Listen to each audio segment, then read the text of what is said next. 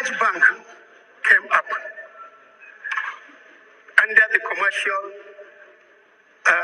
Islamic law.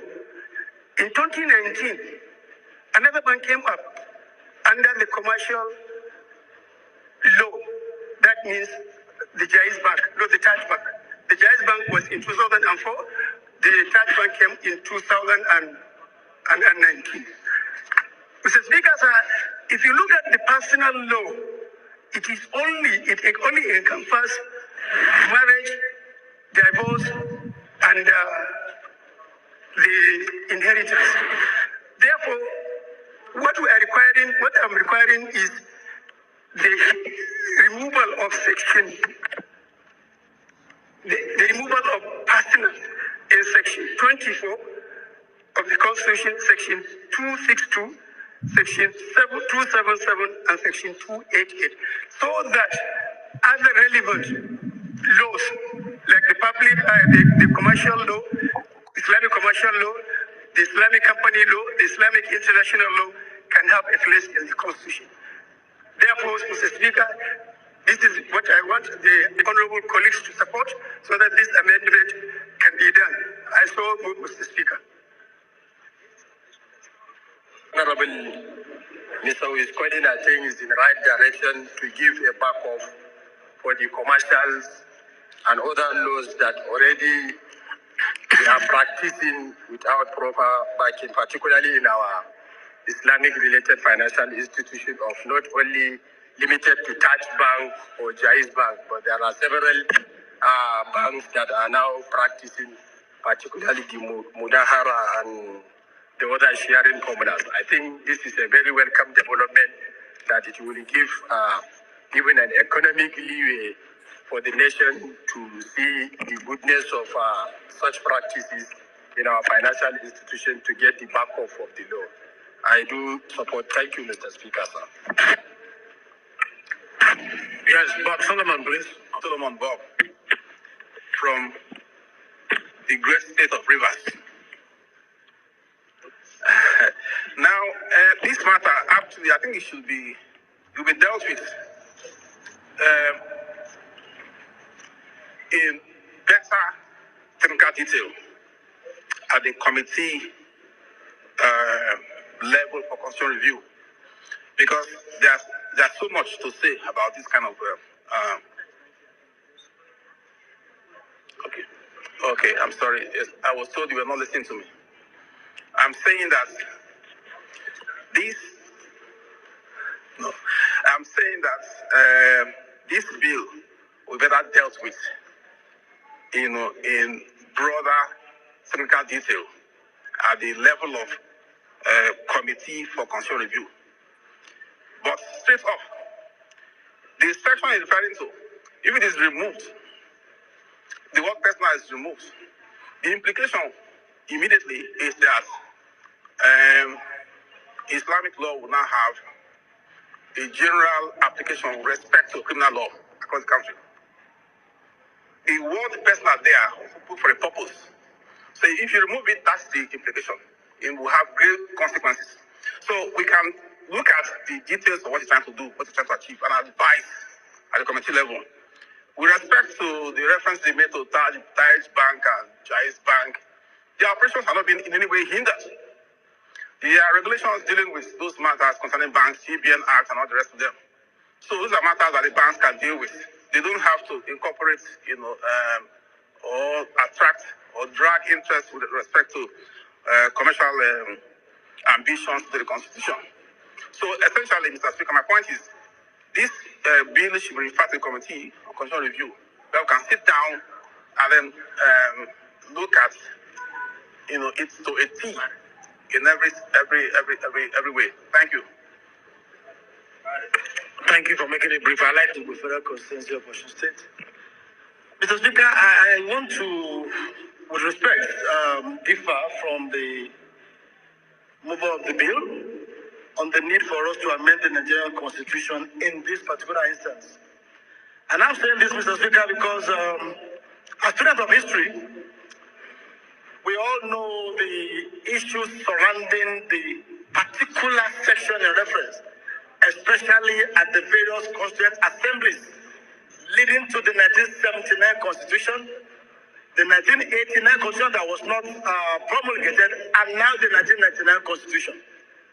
Mr. Speaker, the drafters of the Nigerian Constitution are very conscious of the secularity of the Nigerian nation, and also very conscious of the sensitive nature of religion. And I remember the 1976 Constitutional Assembly Legislative Constitution was very, very contentious on this matter until the then federal military government came in to stop further debate on this matter and took a decision that the application of Islamic laws will only be constrained to personal matters, which has to do with the administration of estate and some other issues. Mr. Speaker, we have to be very, very cautious of whatever we do to alter the Nigerian Constitution in a manner that will further widen the divide that we have as a country. And in any case, Mr. Speaker, like my previous colleague said, the matters which my colleague seek to address is already covered by existing laws. The Kama law, covers regulation on issue of finances and allows for application of Islamic principles of financial transaction. The same thing with the CBN Act, like you already said. And the moment we allow the Constitution to be altered to take care of all manner of interests, we will no longer be in the state where the sanctity of the Constitution is respected, and the intent of the drafters of the Nigerian Constitution via or as regards to the secular nature of the Nigerian nation might be threatened if we allow this to go on. Mr. Speaker, I sincerely think that this bill should not pass on for the second reading. For these reasons I've adduced. Thank you. Thank you. Abdul Hakim Kamilo Ado, representing Udilgarko Federal Constituency, Kano State. Mr. Speaker, I would like to make it brief to say that while being cautious, but we have to consider, and considering also the divisions we have in this country, we have to consider the ethics, the values, and the interest of the masses. Because we are here in this hollow chamber to represent the Nigerians, and also not to make a religion or a tribe or a community, not to constrain them from practicing something which is their way of life. We all know that Nigeria comprises of so many religions and also tribes and communities. But these religious matters, we consider it as a way of life, not just a mere religion.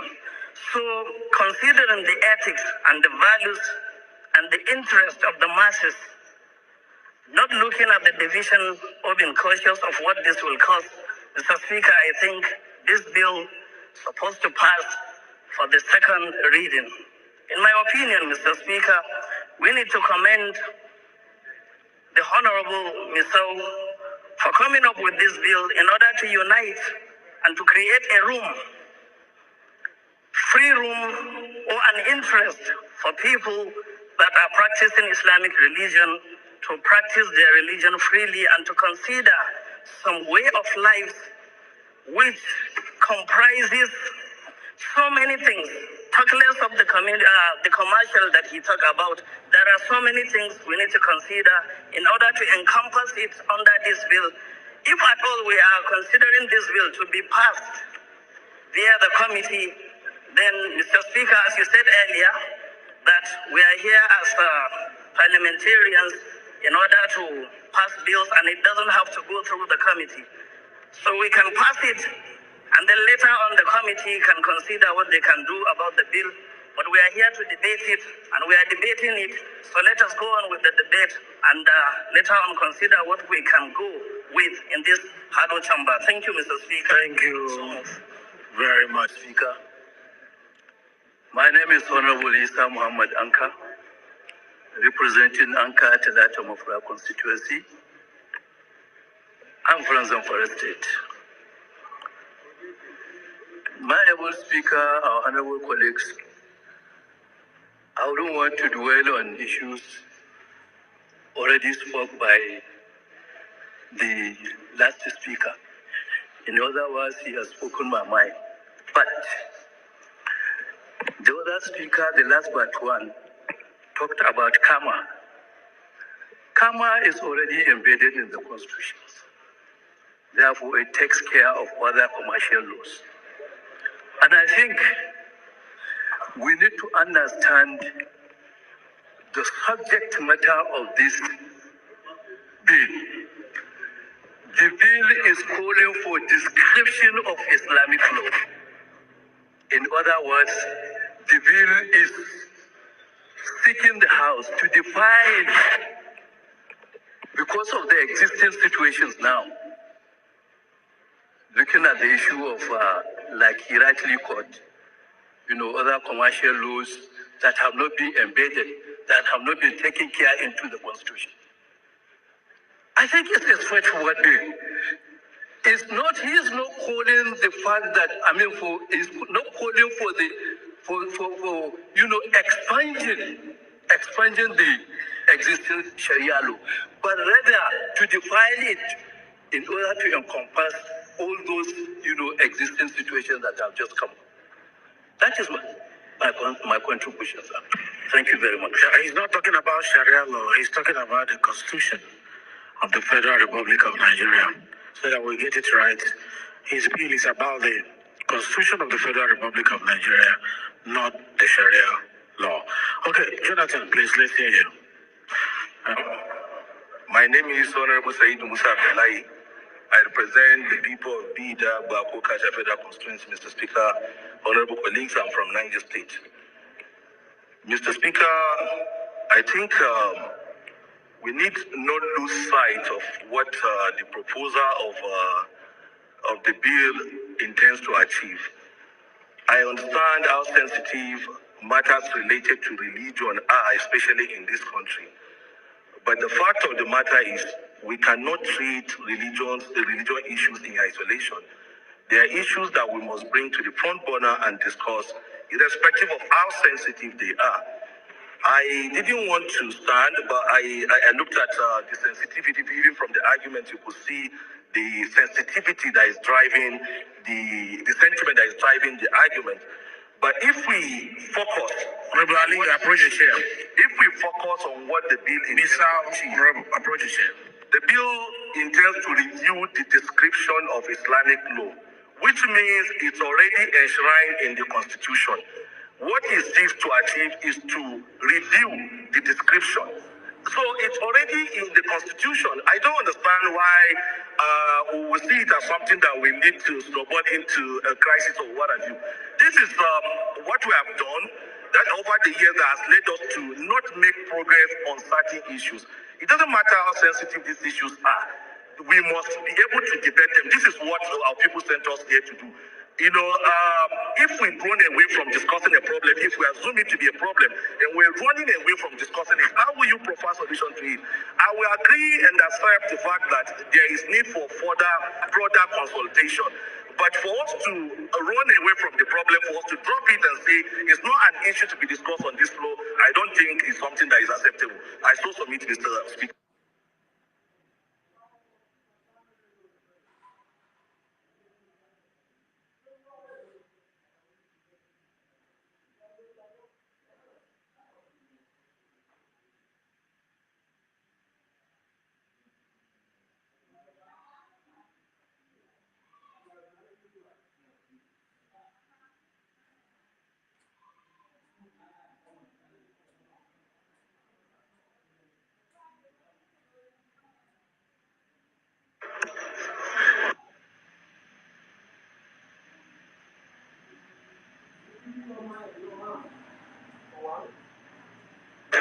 My name is Honorable Brgie. I represent the good people of Yagba Federal Constituency. I'm from Kogi State. Mine is an appeal because of the mood in the house now. that this bill be stepped down for when we have all our leaders seated, so that they can also contribute to the debate.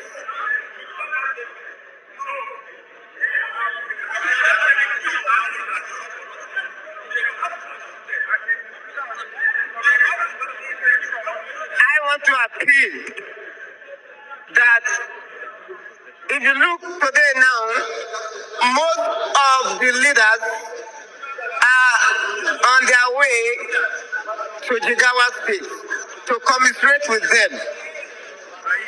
Because of the sensitive nature of this bill, my appeal is for us to step it down Can't hear and the let thing us again. have I a can't hear the full voice again. house and full time to discuss this bill.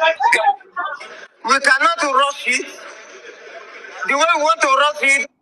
Is it only one person that is not hearing? Can anyone hear the sound of the audio? We can hear you too. I can hear you. Okay, mine is it that cannot hear. Yeah. Go down and come up again. Can hear you very well. Okay. It may not even get the result that we want the bill to achieve. I'm not saying the bill should not go. All I'm saying is that let us have time to discuss it in full. As I'm speaking to you, I have not seen the details of the bill. So, and for us to be able to contribute meaningfully, we need the details of this bill. Without the details of the bill, if you are talking, you are only talking to the air. Maybe it's different from those sections you are quoting in the Constitution. I may not have any issue to deal with it. Let us have the details of this bill so that we digest it and come back another day for the debate. Thank you so much, Mr. Speaker and honorable colleagues.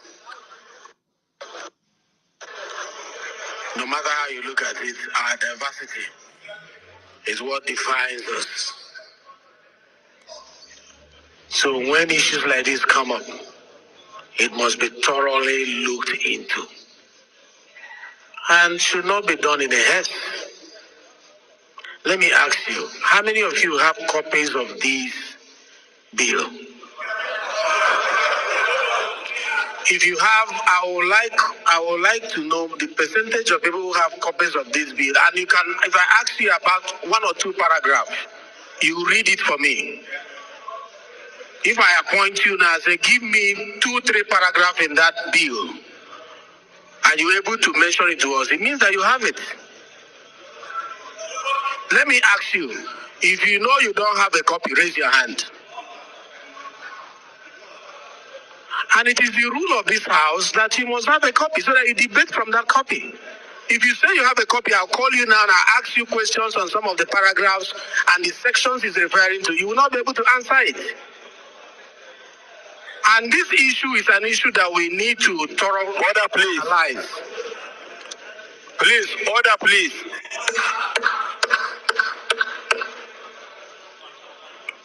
It is our rule here that issues like these, we must have copies we look at. And if the copies are not there, we take another step. But I won't be taking that step from this chair. It will come from the house. So if the majority of the people say they don't have copies of this bill, whether it is good or bad, you don't have the copies. You need to have the copies for us to deliberate on it. Let me hear you, Nkem Kama.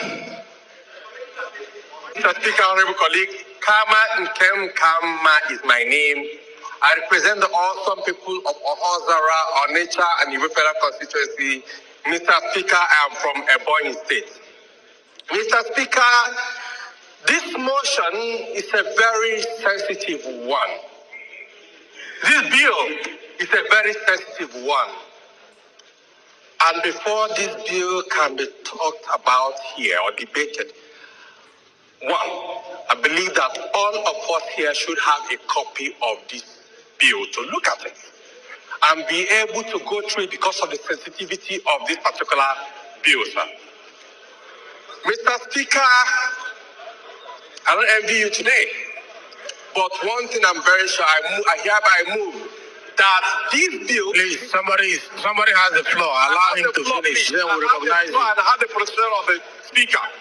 I hereby move that this bill be stepped down today and let it be shared for all of us to have a look at before further action can be taken on this bill. I so move, Mr. Speaker.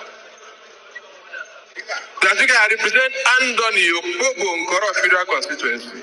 I am a Rivers man. Mr. Speaker, my very distinguished colleagues, recall that just yesterday, I had a bill to alter a section of the Nigerian Constitution as well. And concerns were raised that portion was well crafted in the interest of the peace and unity of this country. That amendment should be stepped down. It took just the Speaker presiding yesterday to step down that bill. One common interest for the peace, unity of this country. This is similar to what we did yesterday, Mr. Speaker. Therefore, for that same singular purpose of the unity of this country, the peace and stability of all of us, I second this motion, since it has gotten to this point, that this bill be stepped down for this moment so that we can do elaborate engagement and get back to it. Thank you, Mr. Speaker. Thank you. Point of order, You throw the question open to the House. So we'll vote now. Point of order, sir. Please, you don't order when the Speaker is speaking. You don't order him. You can only order when others are speaking. Point of order. So when what we do... Point of order, you should take it. Mr. Speaker, point of order. You shouldn't ignore us. Please. Please. Can you hear Mr. Speaker first, please? Now, the motion here is that it be stepped down. You can say no. If the vote say no, don't step it down. Mr. Speaker has no right to step it down. But the motion has been moved and seconded. If we say our laws are very clear, down, Mr. Speaker. When there is a point of order, who is speaking?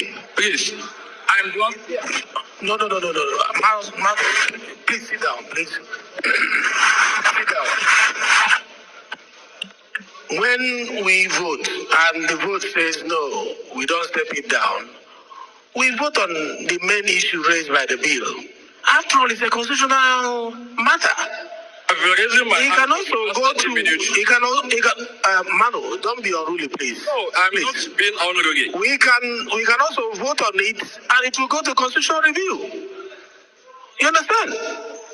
And then if it goes to constitutional review, we go public hearing. So there are so many ways to solve this problem. Let's not leave our procedure. Okay? So let me ask the question. Those in support that it be stepped down, say aye. Aye. Those against, say nay. How do we measure the decibel? Let me ask again. Those in support that it be stepped down, say aye. Aye. Those against, say nay. The nays have it. That this be read the second time. Say aye. Those against, say nay. Nay! This one is clear. The nays have it.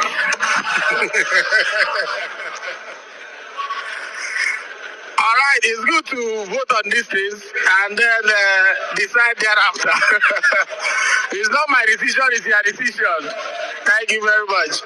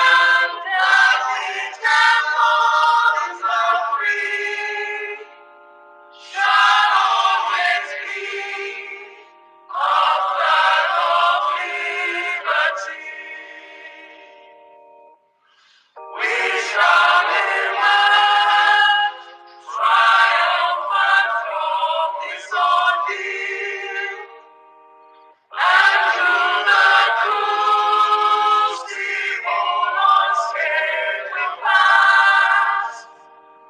When we are void, the wounds of ashes to heal, we shall remember those who died in past. Then shall our song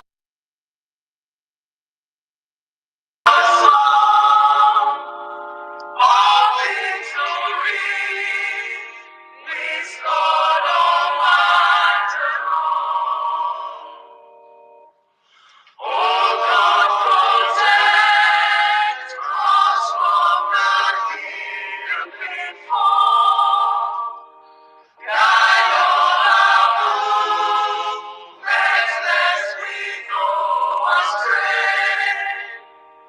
Give us the strength to heed the humanist call, to live and not to count the cost each day. Let those who rule to stop with resoluteness, to make this kind a land of righteousness. A minute silence to our heroes, and the time starts now.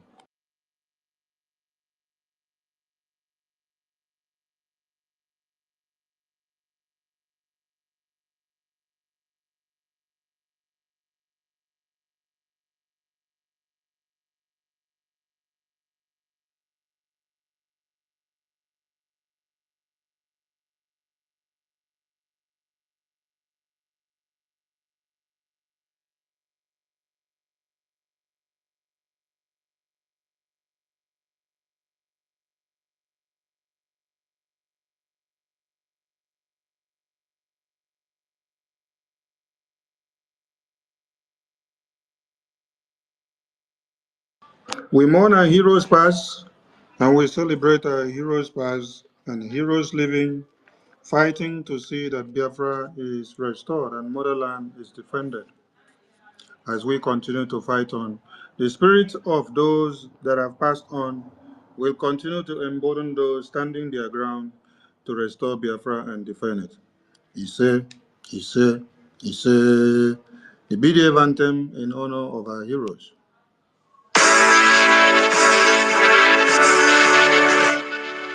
All hail Biafra, land of the rising sun. We love and cherish. We have vanquished our enemies. All hail Biafra. God bless Biafra. In Him we trust. Shout it, sing it. All hail Biafra.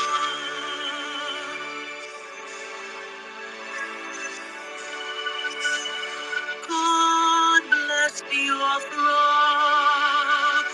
We have emerged triumphant from all our foes.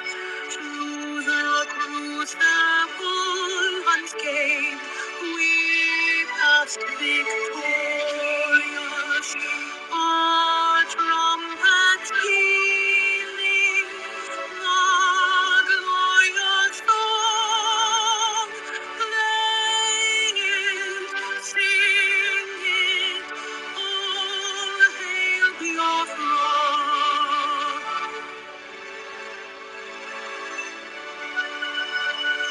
Oh, hail Biafra,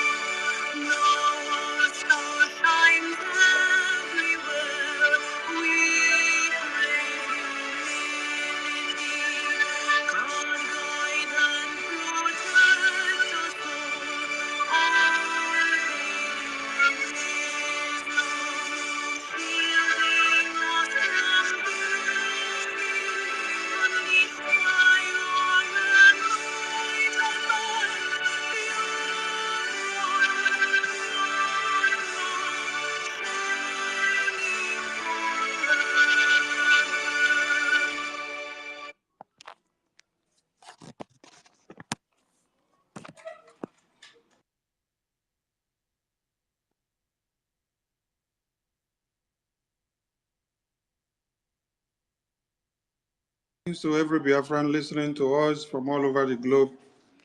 We bring you warm greetings from the Biafran government under the leadership of the Prime Minister Mazi Simon Ekpa Njoko, the Commander-in-Chief of the Armed Forces of Biafra. The man that everyone wants his head on a spike, the man that they say they have to kill because he stands to make sure the Biafran people are not Islamized. Their babies, their women, their children, and their fathers and mothers, their heads are not cut off and not kidnapped on a daily basis. These are thousands and many reasons why they want him down. But God has anointed him and ordained him and protected him with our natural shield that he cannot be touched. So you can continue to shoot your bullet. You are just wasting it for nothing. I salute you all, and I salute the existence of our eternal leader, our supreme leader, our heroes that have fought the path of Biafra. Those that have passed on and those that are living and still fighting. Those that has decided to answer the clarion call. I salute all of you. There is nowhere you will speak about Biafra without looking for the face of Biafra. The face of Biafra at this very point is the Prime Minister. He is that man that they say small boy. I wonder if the small boy they called him, he has just grown to become a big man now, that they no longer call him small boy. So that small boy that they called him, that boy in Finland has become a turmoil, has become a very heavy stuff on the scrotum of the enemies of Biafra. And it will continue because that is what one Nigeria deserves and wants. They don't need a soft hand or a peaceful one. They need something brutal and something that is monstrous. That is why we are so grateful to have our Prime Minister and Commander-in-Chief of the Armed Forces in the person of Mazi Simon Ekpa Njoko as the face of Biafra at this very time. Yes, the baton has been transferred to him and he's doing us well. He's defending Biafra land with everything he has and he's ready to sacrifice and to do anything to get Biafra. The question to everyone should be, are you ready to do anything for Biafra to come? Are you ready to sacrifice all you have, or in what way are you doing what you can to see that Biafra will come in your own way? I salute all of you. And I welcome you all again to this emergency BRGIA media press briefing. To every Biafran that is serving in the media and those in the downtown. Even if you're not also serving in the media, you must hear everything that you have to hear at this very time. We are at war, that is number one, which you must know. And because of that, you don't have to be asleep and you don't have to be ignorant of whatever is going on. Someone whose house is on fire does not go chasing rats. So if you think you can shy away from what is ongoing, you are actually deceiving yourself, and you may sleep and wake up and see yourselves in the hands of the terrorists. We have just listened to a bill in the lawmakers' chambers of Nigeria being discussed for Nigeria to be totally Islamized. We just played it for all of you to be of the know. That is what our next press briefing will center on. Today we are here to awaken the subconsciousness of Biafrans for them to know that the war ahead of the 2nd December declaration of the restoration of independence of Biafra has been heightened in different ways. So if you are a Biafran, you have to tighten your belt, especially those in the media. The importance of this media is well enunciated in our own dispensation.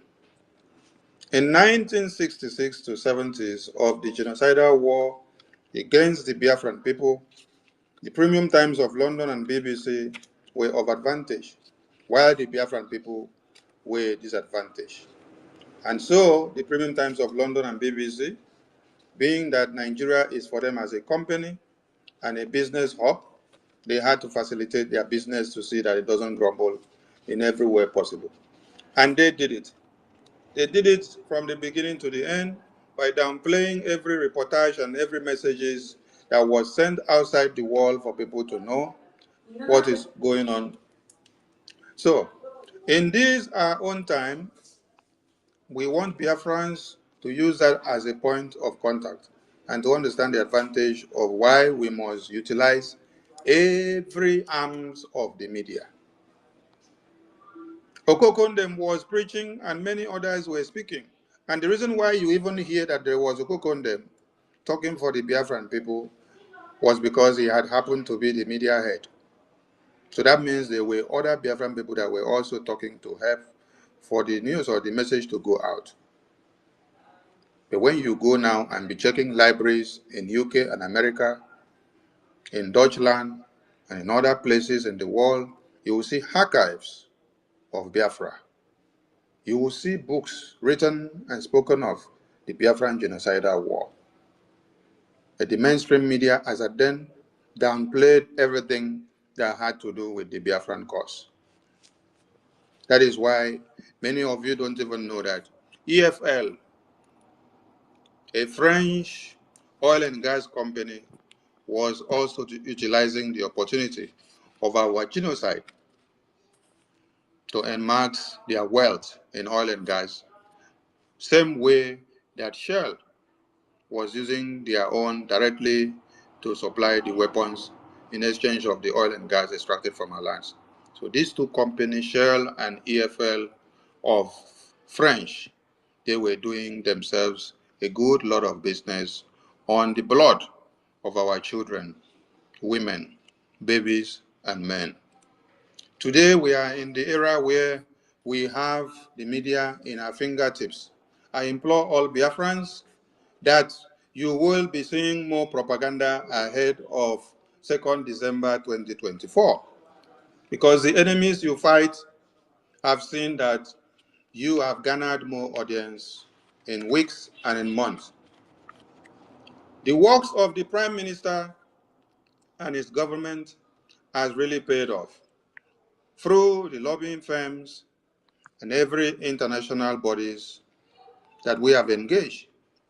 And when you check very well, you will see that within 22 hours, the Prime Minister replying to Ngozi Akonji-Iweala of WTO Director, the post has grown up to 1.9 million. As we speak now, it should be up to 2 million views, 2 million reach. In Ngozi Iweala's lifetime, even after she had become a famous director of WTO, none of her posts has reached 1.2 million in 8 hours. But this happened because of what the Biafran Prime Minister has done so far, taking the Biafran global outreach to where we have never seen before. And wherever he goes, the notion is that this is the first time for them to hear of such in this kind of manner, the way they have come. So that means the people that have been collecting money from Biafrans for over 15 years, they have been doing nothing. They deceived our Onyendu, and they will be singing, Holy, Holy, Holy. Nnamdi Kanu is our another savior. Yet they go back to sabotage and destroy every effort that is bringing on the table. Let it be clear that our supreme leader, Mazi Nnamdi Kanu, the leader of the indigenous people of Biafra, who remains forever as the leader, has finished his job on this Biafran mandate. Yes, he finished and laid that blueprint for all Biafrans to follow. The day he said we should start praying 150 days ahead, because things that will come to happen are things that we need to use our brains to put in gear to be able to determine what to do. He did not finish there. He went ahead to encourage and called on those who were ordained in their mother's womb to suffice for the Biafra restoration that it is time. It wasn't too late and it wasn't too long. After his clarion call to the Biafrans who were born to be who they are supposed to be, that the Prime Minister took over the mantle of power. That is why everything you see happening now is happening because it was ordained.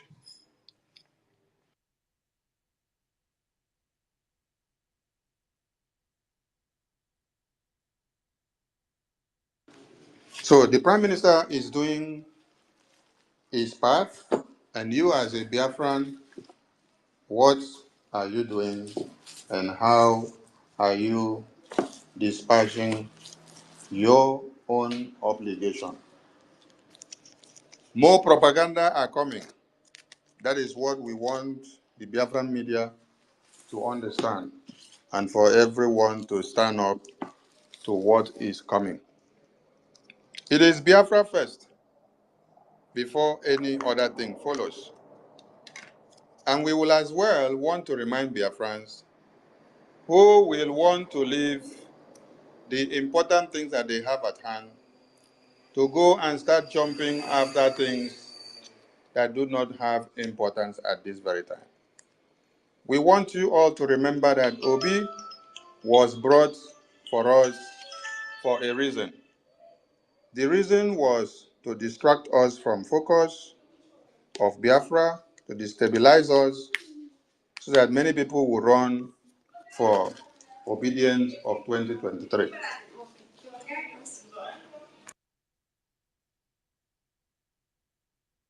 And many people fell by the wayside by abandoning the Biafran restoration.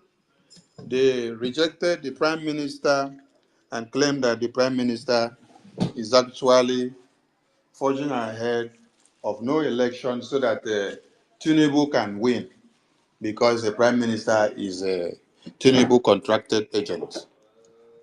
But today, everybody are crying and they are gnashing their teeth and they are waiting to hear us speak on everything that happens. Who laughs last, laughs best. The only place that is secure that we speak now in one Nigerian contraption is the Biafran territory. And the Prime Minister has said the demarcation that whatever you are doing and whatever law you're making, that your law is to be implemented in the Zoological Republic of Animal Kingdom of Nigeria. It doesn't exist to the Biafran region because the Biafran region is controlled by our own government, headed by the Prime Minister. Why am I saying all this? I'm saying all this because you may be deviated from focus by going to put your eyes on Bianca Ojuku's appointment of Tinubu.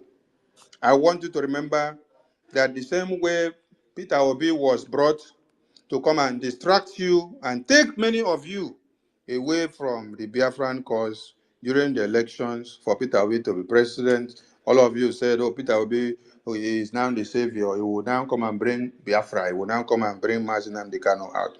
That is the same thing that you have seen that Britain has played again by bringing Bianca Ojukwu into the picture. So, don't make Bianca Ojukwu your focus now. Make the enemies that you know already that are named out, make them your focus now.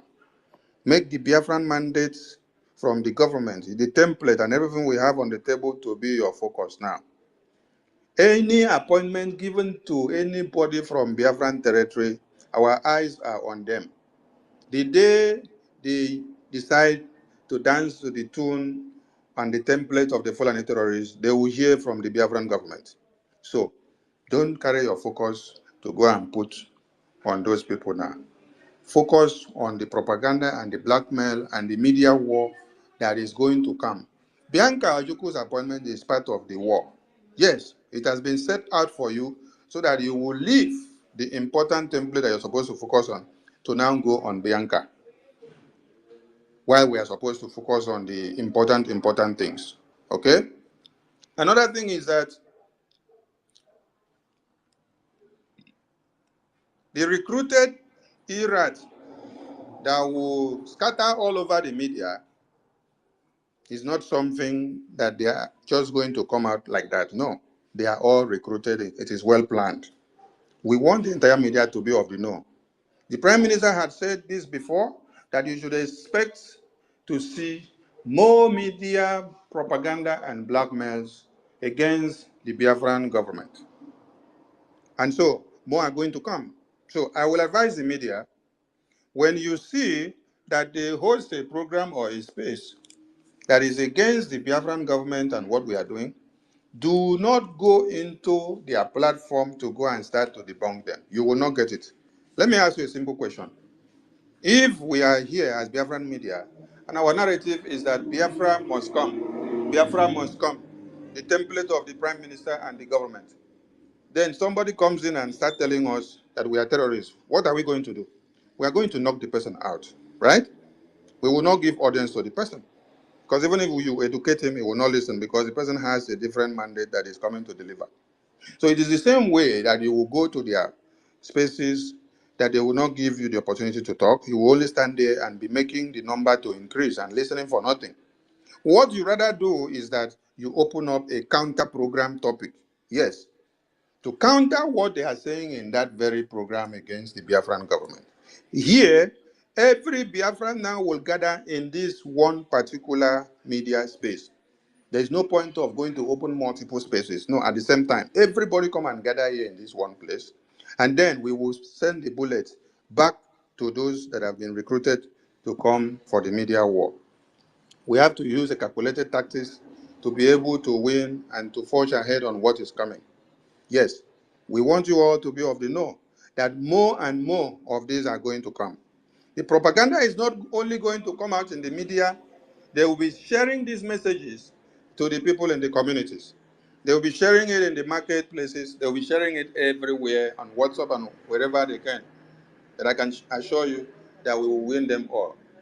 If the Nigerian terrorist army, Navy, police, and Air Force were dancing with Bluetooth speaker in the street of Biafra, telling Biafrans to abandon the Prime Minister, to abandon Biafra, to ignore anything that they say, indigenous people of Biafra, to ignore anything that they say about Biafran government. And then after all their dances, the Biafran people did not recognize them in any way or obey them. The Biafran people gave their loyalty to the Biafran government and still continue to observe their sit at home as at when due. There is nothing one Nigerian terrorist will be doing now in ground zero, being motherland, that will change the mindset of Biafrans. But you must be ready to know that the enemies are within, and we will handle them as at when due and the way they deserve to be handled. So, you that is in the media, you have to utilize the opportunity that is given to us here to make sure the world continue to hear louder. Now, if you are not frequent on Twitter, it is high time you change your modus operandi. If you're only frequent on YouTube and Facebook or TikTok, I beg of you, if you want Biafra to come faster, Twitter is where you all must be so that we fire the shot. Twitter is where we handle the obloquers of all the international community criminals and leaders. Take, for example, that the propaganda and blackmail post that was made against Nkosi Konji-Iweala has actually played a positive result to the Biafran people. If you are in YouTube and Facebook and TikTok, will Nkosi answer you or hear what you're doing? Even if you tag her, she will not give. But on Twitter is where you meet President of America, you meet President of Russia, You meet president of all countries, prime ministers, and every heads of the companies and directors of industries and whatever you can call. Everybody understands the potency of a WTO director's office, which is the Ngozi that we are talking about, our own. But she had ignored everything that has to do with Biafra, right from when you are massacred on a daily basis and what have you. But if you bring anything that has to do to Nigeria, she will endorse it with one hand. She is afraid if she speaks, she will be removed from the position that she is because Nigeria has a very big influence. But you know, the propaganda post that was made against the Prime Minister impersonating his person has actually made Ngozi to speak about the Biafran government. Anybody that did not know about Biafran government, the Prime Minister, the kidnap of Mazi Nnamdi Kanu, or shied away from it, from the WTO or every international community that has business relations and international monetary funds, who were shying away or claiming not to be of the know with the propaganda that Nigeria made, they have actually played a positive role to the Biafran government. And now, I can see many of their agents crying and saying, "Oh, Ngozi, you have actually given Simon Ekpa Egberima the attention he needed." Yes, you guys started it, but you did not know that it will work out positive for us. So please, we are looking for more of it, and the media are fully ready. We even want to see another propaganda Photoshop that you guys will make where the Prime Minister is shaking hands with Ngozi Iweala. We want to see that one. We also want to see the one that he will be shaking hands with the United Nations Secretary. We want to see the one he will be shaking hands also with American Secretary of State. We want to see more propaganda coming. We are ready because we know we are at war, and the fear of December 2nd, 2024 is the beginning of wisdom. The bill that you saw that the Fulani terrorists, northern lawmakers, were bringing up in the lawmakers' chambers of Nigeria is not a coincidence. The reason why they're trying to bring up that bill now is because they understand the importance of 2nd December declaration of the restoration of the independence of Biafra. They understand. They understand everything that you see them doing now, they understand. It is only our own elite who knows that if they open their mouth to speak, they will remove them from office of appointment. So they don't have the courage and they cannot say it. But you see all those Fulani northern lawmakers, they can open their mouth to bring up any bill. Didn't you hear when they said, Mr. Speaker, we cannot stand down the bill. Point of order, Mr. Speaker, you must listen to this bill and this bill must be passed. It doesn't matter what other people will see as the negative effect of this bill, but the bill must be considered. So they understand that the Biafran people have taken a stand and they are trying to prepare their trenches. But they have seen that Akpabio and Kalu, who are seated as the Speaker of the House and the Senate President of the House, are not allowing their bills to go through. Everybody should remember that these two people I've made mention of, they are sitting in top political positions in Nigeria. And very soon, they will be impeached. Why? They will be impeached because they are Biafrans. Yes, seated there. They are not doing us good, but let them be there for the meantime. When it is time, they will come back. Because when we declare Biafra, all of them will come to answer their mother's name. But you see, the reason why they will be impeached in no little time is because of the fact that they are not allowing the bill of the Northern Islamic Sharia agenda to pass through the lawmakers' chambers. You can see what Kalu did. Even when Kalu counted that the people that said nay surpassed the people that said hi, he gave it to the high. You see? So Kalu himself is also afraid of what is going to happen, and the reason why these people should bring up Islamic law implementation to the entire one Nigeria, where they said they are all secular states. So the Biafran people, and especially those serving in the media, please prepare all your cylinders. Yes, you have to release every bullet that you have gathered, that you have prepared. Whichever way you have to release it, release it. Be fully at alert. And the Biafran media at this point going forward will not give peace to the media space. Yes, we will attack the media 247, even when we are asleep and when we are not sleeping. The media will not be at peace. The Biafran message, the Biafran thing must be going on. Even when the Prime Minister is not live, we will see that one of the Prime Minister's posts or messages are going round.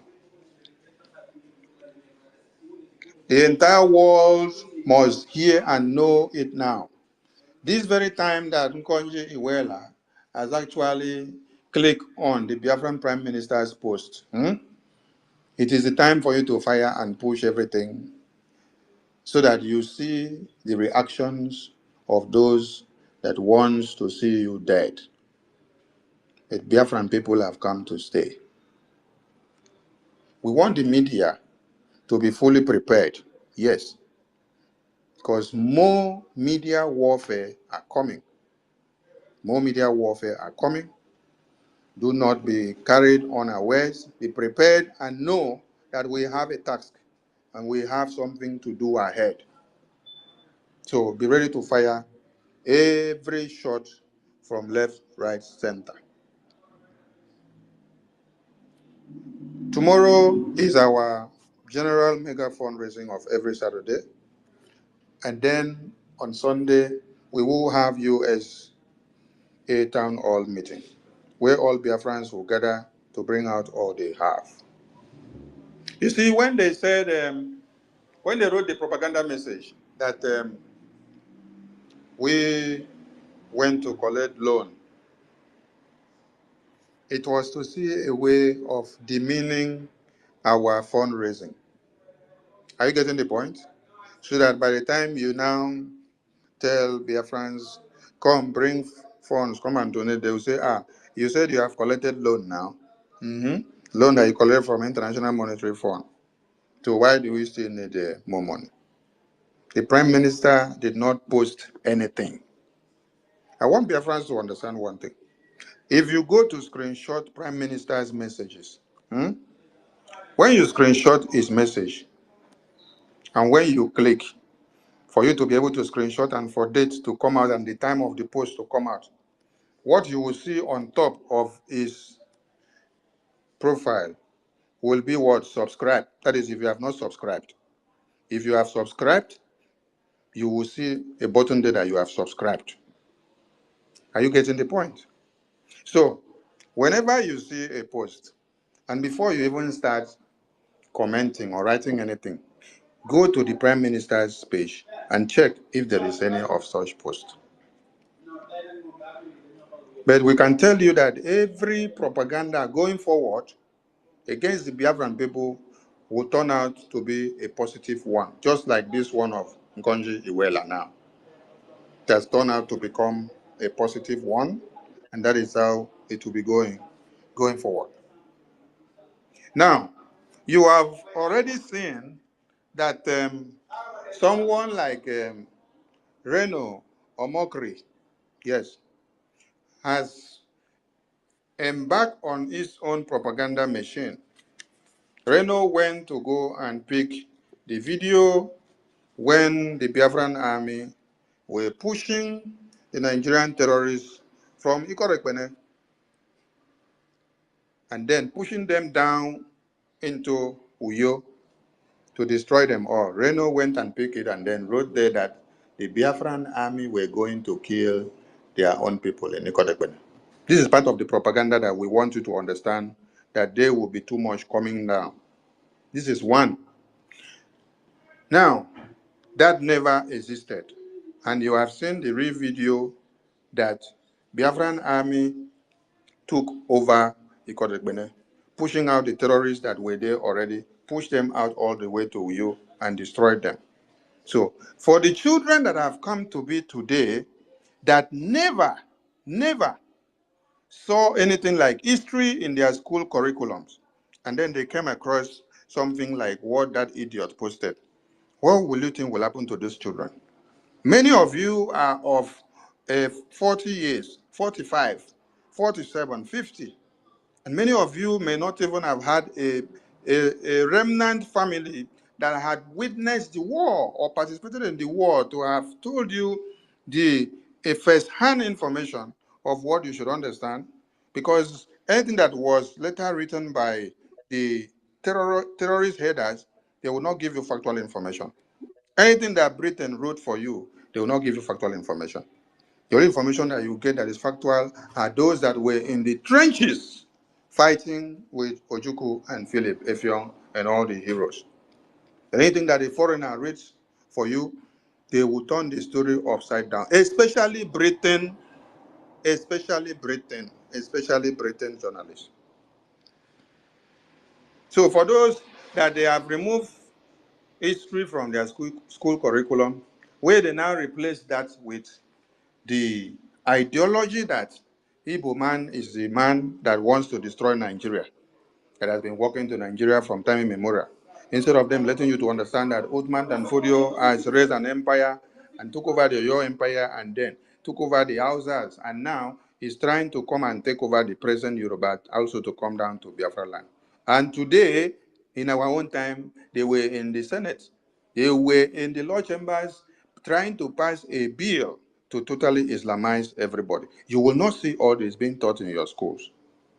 So every Biafran should be of the know and ready to face more media propagandas and blackmails that will be coming. More and more will be coming. So what you need to do is to stand fast and stand tall. Stand fast and stand tall. Don't be shaken.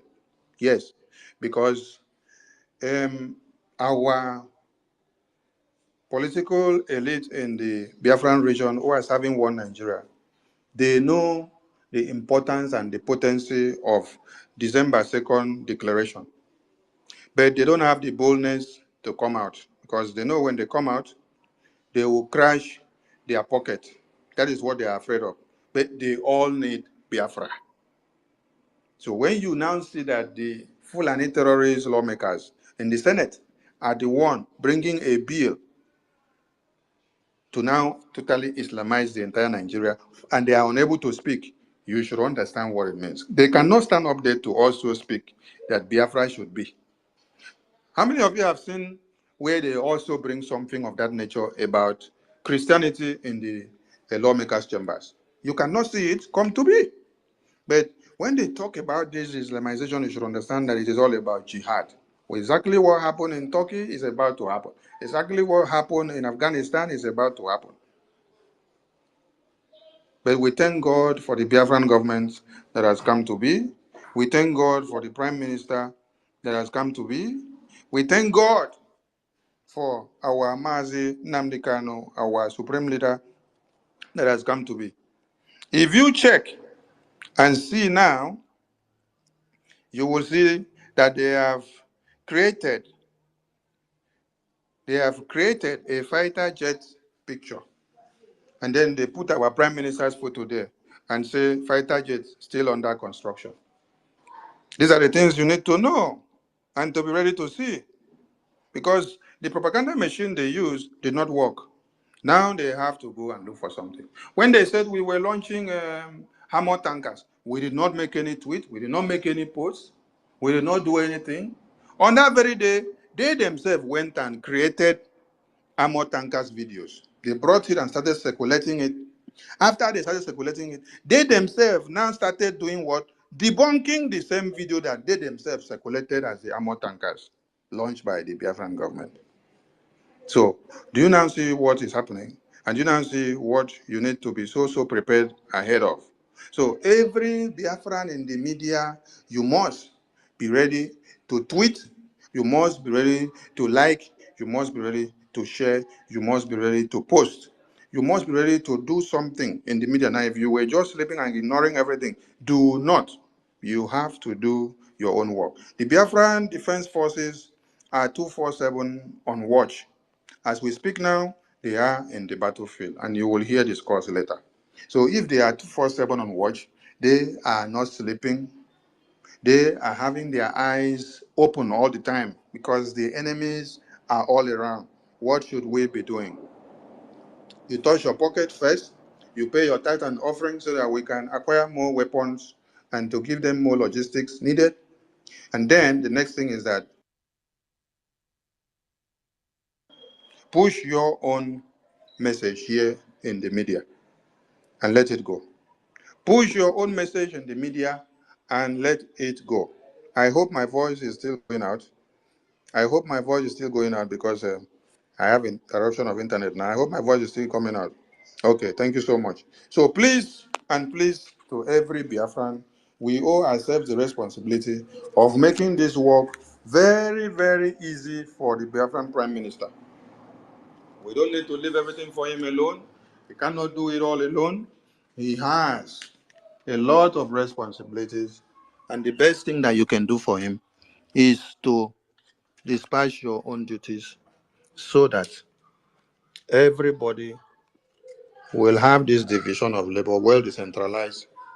And while we keep to it all, we will have a good result. I salute all of you. The floor will be open to suggestions and for deliberations. Yes, let it be open that every Biafran or every ministers of the media, you're all ministers that are serving in the media, ministers of the gospel of the media. That's what I call all of you because you're doing a great work. Everyone have the opportunity to say whatever suggestion that you want to say here and also contribute one or two. Please, the floor is open. And Ada Biafra Betty, try to do the work of a co-host today so that you get used to it. Ada Biafra Betty, try to do the work of a co-host today so that you can get used to it. Accept this button. How can I do that, please? There is a command that has been sent to you here that says the host has sent you a co-host invitation. Then you have to click on it and accept. Check your screen. Okay. Because Yes, I've accepted it. all right. So wait, let's see that you are there on the co-host. Who else is here? Honorable Lugo is on the computer on the studio, monitoring the studio for us. Yeah, but I can see him here. Yeah, we can see him. I saw 555 Vision here before. 555 Vision. 555 Vision, please. Honorable 555 Vision, please come to the co-host. Honorable 555 Vision, come to the co-host. I can't see him. Don't worry. I can see him. He will see the invitation. So, Betty, what you do is, after you speak, you now give the mics to those that are on speaker, and anyone that clicks request, you will see request button there. When you click on that request, you will now accept the people that are on request. They'll be able to pick the mic, and then they'll be able to speak. When you call them, they will now pick the mic. That is how the co-hosting work is being done. So it's good you start it now so that you get used to it. All right. Okay. So I give the mic to you. You give us your speech. Then we go to the next speaker. Please, anyone that wants to speak, prioritize your time by raising your hand. You tap on this love button. When you tap on the love button on the screen, on your screen, you will see the option of hand raising. Then you tap on it, you raise your hand. So you'll be given the mic as soon as the next speaker finishes. So I will bet you over to you, please. Thank you so much. Wonderful Biafrans, lovers of freedom. I greet all of you.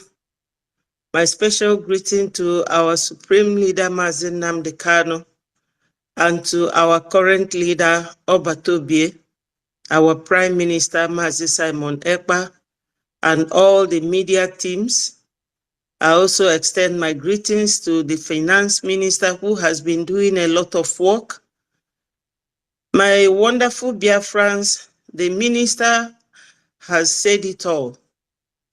You know, in everything you are doing in life, do not expect everybody to like you or like what you are doing. But whatever they feel about you does not matter. What matters is your determination, your focus on what you are doing, and you will definitely achieve it. You know, most of the time, we Africans, we are so addicted to prayer, but nobody will tell anybody here that you have ever seen God coming to do anything for you. So it is still our duty as human beings, after praying, to carry on with whatever we have prayed for, and you will see it coming true. Onyendu Mazi Nnamdi Kanu, so many of us followed him because they want Biafra, genuinely. But some followed him because of what they can get. You know, when all these propagandists are doing whatever they are doing, you begin to imagine, why were they with Onyendu? What were they clamoring for? Is it for Biafra to come or for Biafra as a commodity to make money? And you have seen that it is only those who are inside, an insider dealing, that let the cat out of the bag, and they knew where to grab Onyendu in Kenya. And they were paid heavily. So they are still doing part of the same job that they were paid for. The propaganda going on now, circulating everywhere. The first one was that they announced for 2 days sit at home, that their Biafra government in exile is launching, is it armored tanks and things like that. That is to say that if anything happens, they will say, yes, it is Biafra government in exile. But our prime minister beat that one by coming to this space to debunk it and to tell people not to sit at home. Now, the second one they said here, according to my Minister of Information, 57.5 billion IMF loan that never existed. You all will agree with me that our Prime Minister is very, very transparent. Whenever he wants to do anything or he has done something that will benefit Biafrans, he comes to the space. And after that, he will ask people to come up with any question and we will discuss it. That is how somebody who has a very good leadership quality operates. You have to come close to your people, the people you are leading, to know what they feel and what they want. So most of us say, Mazi Nnamdi Kanu, you are another savior. Now that he is caught, are we going to sit down? Is that what they expected? How can Biafra come with Mazi Nnamdi Kanu going to 4 years detention in Nigeria, if not for what our prime minister is doing? And nobody would expect our prime minister to act like a rocket science without the fundraising we are doing. So this very propaganda now that woke Mrs. Okonjo-Iweala, who is married to an Umuahia man, and our our leader, Mazi Nnamdi Kanu, is from Umuahia, the same town, with her husband. And she is also a Biafran. She is from Asaba. She cannot easily forget the massacre of 1969 in Asaba. So why is she denying? I know that this whole fake IMF loan is part of the propaganda, but the way she's denying it, to me, is like when Peter denied our Lord Jesus Christ 3 times before the cock crows. But I know that if Biafra comes today, all of them will start coming up from their corners, wanting to get all the best positions. But nobody is thinking of that now. They want to leave our prime minister alone, to be alone and to be a failure. It will not happen, my people. 50 million or more of Biafrans have voted for self-referendum. And that goes to show, because I see the one called, is it a Citizens Observer or whatever, Nonsonkwa, all these people springing up now, attacking the PM. When Biafra comes tomorrow, you will see them coming to scramble for job, coming to scramble for position. But nobody is ready now to support our Prime Minister. So, my people, we have to really remain focused. How do we do that?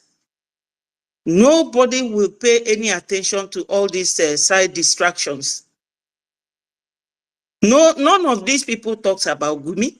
They will tell you, oh, Simon Ekpa is causing insecurity in Biafra land. Was Simon Ekpa born in 1966 when they were massacring Biafrans in the north? Was Simon Ekpa born in 1929. 1956? During the Aba Women Yeah, Riot. during Aba Women Riot in 1956. So, and also 1945 of the Biafran yes, massacres. yes. So if Okonjo-Iweala is denying her involvement, even if it is true, but I know it's not true, because if our Prime Minister has gotten this type of loan, he will be very glad to tell Biafrans. He will, because he is very, very open. He doesn't hide anything from us. Even yesterday, yesterday when he was making that rule with the ministers about returning all Biafrans detained in the north, he made it open. He doesn't hide anything from us. And that is the good quality of a good leader. Somebody with very good administrative and leadership qualities. Now I heard all they were debating about to rush and make Nigeria an Islamic state. Tell me, Biafrans, how many of you would want or is ready to become a first Muslim? Something that you were not born with. It's not our orientation. And these Fulanis, they were the same people that stopped history in schools, so that children don't know where they come from, because they are neither Nigerians, Oduduwa, Biafra, or Hausa. They just came from North Africa. So we have to really, really think, what do we want? Nobody, we are not fighting jihadists in Biafra. It's not by force. You have right to go to the north and live with them there, and nobody will invite you. But if we are with the Prime Minister, please, my people, let us remain strong. This voting system, it has, made us at least 50 or 60, more than 50 million. So when I see some of these people on Twitter, where about 105 people viewed their program, I think it makes them feel that they are doing great. No, that is not greatness. That is not. If I were Okonjo-Iweala, that is, if I were her, I would have kept quiet. Because those Aba Women Riot made us proud. You can imagine how many years ago. I was even born then. I wasn't. And so many of you here. But those women were very bold. And they were killing them, and they were coming, marching to air their mind. What they don't want, they say they don't want it. How many times has this Okonjo-Iweala said to Nigeria government, with her status, with her position, why don't you release Mazi Nnamdi Kanu? Let us see if this insecurity in Southeast will end. But no, it will not end. There was a video where one military man was saying that Boko Haram could not get them what they wanted from Southeast, that they are going to do it themselves. I've never seen all these people talk about Gumi or Shetima, who formed Boko Haram with Buhari, or Pantami, or Garba. They will be talking about, oh, Simon Ekpa this, Simon Ekpa that. But there's this proverb that said that when you kick a toad, you are lifting it up. I'm not angry that they are talking about our PM the way they do. They are making him more popular because they did the same thing to Ojukwu during the war. There's one Mr. Okeke, the commissioner of police from Oka, and Ifajuna, all of them, even Zik, even Jim Wobodo, they all sabotaged Ojukwu. They all sabotaged him. He even wrote worse things about Ojukwu, told Ojukwu how he was not a legitimate child of Ojukwu or Dumegu. But he never cared. So, my people, we have to keep it here. Remember, there's IOU. That IOU, when you give Biafra any amount of money from 1,000 ejema to 10,000 or 20,000, when Biafra comes, because it's definitely going to come, you will be paid double of that amount. And every Saturday is still our mega fundraising. Do not mind this 57.5 billion. It is a very big hoax. It's not true. It's not true. What they are doing now is using Biafrans to destroy Biafra. And I can tell you that this is their Weibo master teaching them how to use all those tactics. Because when David Umahi formed Ebubago, it's all Fulani there. And you remember when they killed 14 youths in Imo State? Afia Ekototo has been there 1940 something in Olu. Today, military people have taken over. Doing all these things, is it our prime minister? The one they are doing in Zamfara, killing the people of Zamfara, people of Maiduguri, even in Oyo State, Ondo, all these places, is it our prime minister? So nobody should allow themselves to be swayed into believing the opposite. Our prime minister is taking us to the right channel. That's why Onyendu said we should go and listen to Simon Ekpa. He is doing a fantastic job. He is bringing a new dimension. When Onyendu asked for 100 men, how many of them came out? It was only our PM who said, Onyendu, you will find. That very night we were with our PM when he was doing media, and he said to us, let us switch over, Onyendu is on. And when we got there, Onyendu started asking for 100 men. And I was wondering, what is he asking for 100 men about? So when our PM said, Onyendu, you will find 50 men in me, go and look for 50. Where are that 50? Where are they? Every time they will say, why don't you come back? Prime Minister, come back. What of Chinasa Nworu? Where does he live? Is he living in Abuja or Enugu or Aba? He lives in Kuwait. And it was this Fulanis that sent him there. You people shouldn't forget. Where is Chike Doziem? Does he live in Imo? Chike Doziem lives in Switzerland, married to an Igbo woman. So why don't they go back? Let us not get easily swayed. We have finished this battle. It remains only December 2nd. And that is why they are rushing to go and make Nigeria an Islamic nation before that date. So my people, I will leave you people here. The only way you can support our PM is fundraising. As my minister said, our PM cannot do this alone. Thank you, my people. All hail Biafra. Thank you, Honorable Betty. Honorable 555 Vision, over to you, sir, so that we start taking some hands.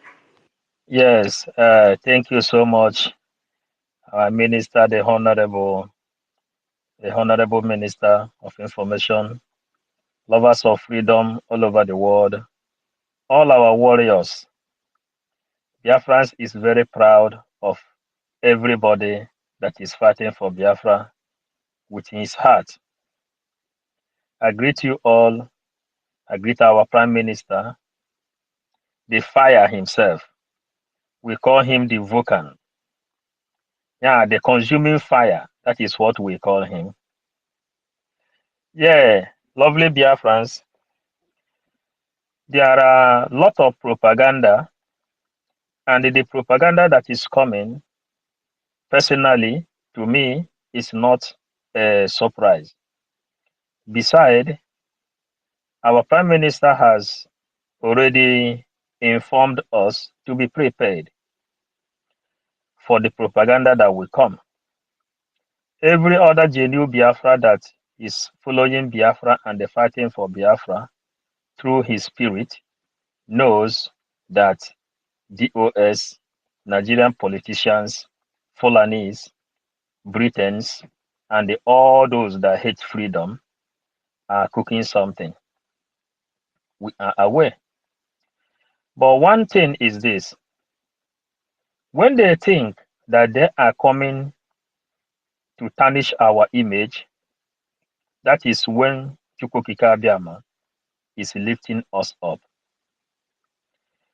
No matter their propaganda, they can never bring down an anointed man of God, Mazen Nnamdi Kanu, and the Prime Minister of the United States of Biafra.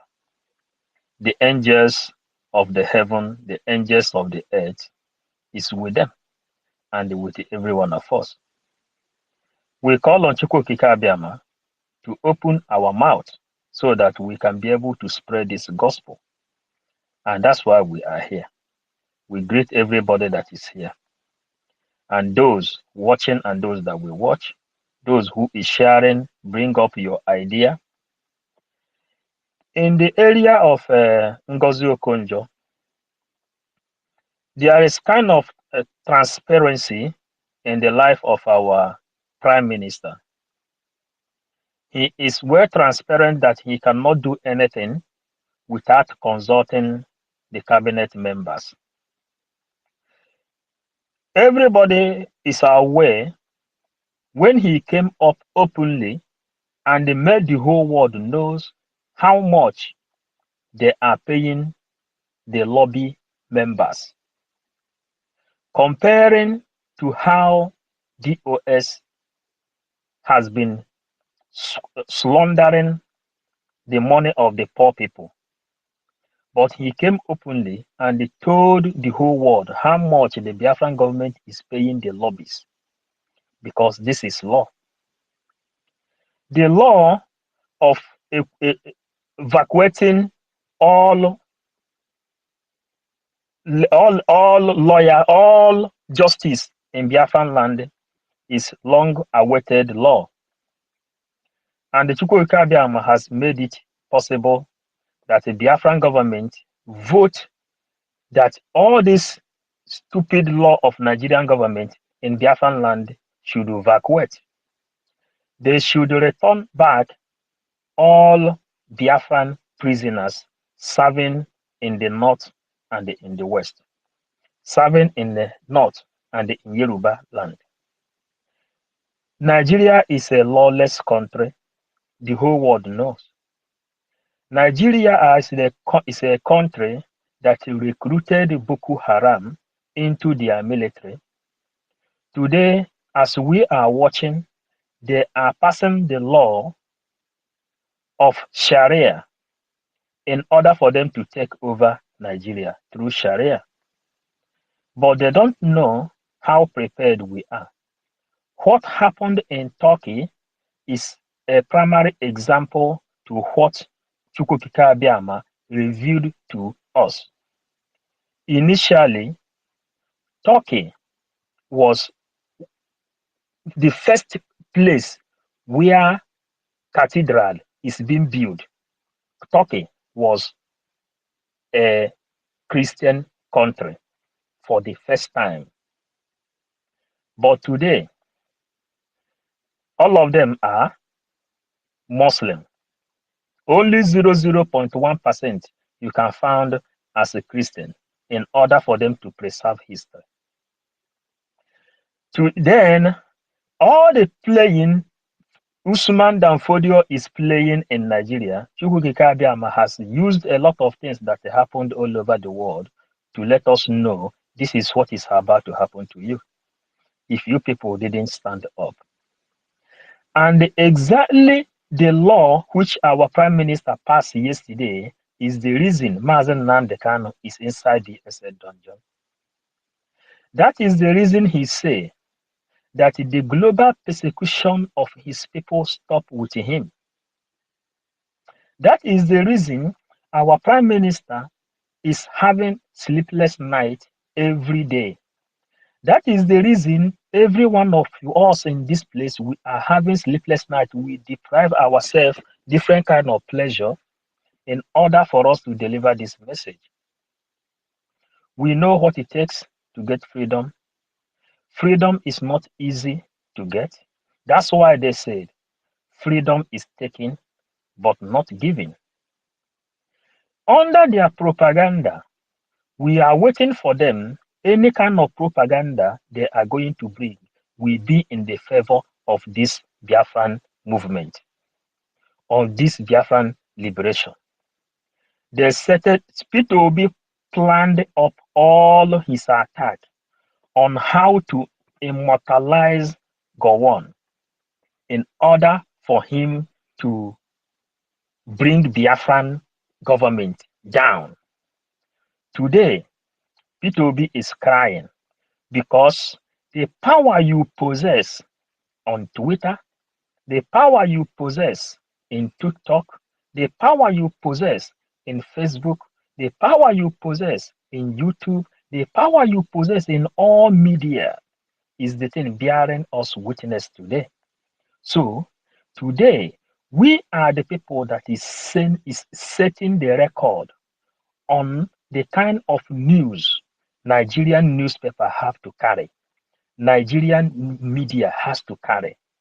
If not because of you, if not because of our leader Mazen Nnamdi Kanu, if not because of our prime minister, if not of the bridge, if not of the government in exile home and abroad, they would have been felicitating Peter Obi for congratulating Gowon and immortalizing him.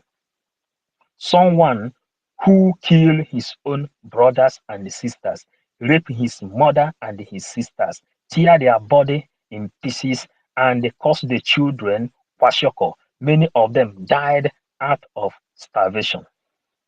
That is the person, Peter Obi, from Labour Party England, the people that used Zik to say one Nigeria, to fight Ojukwu.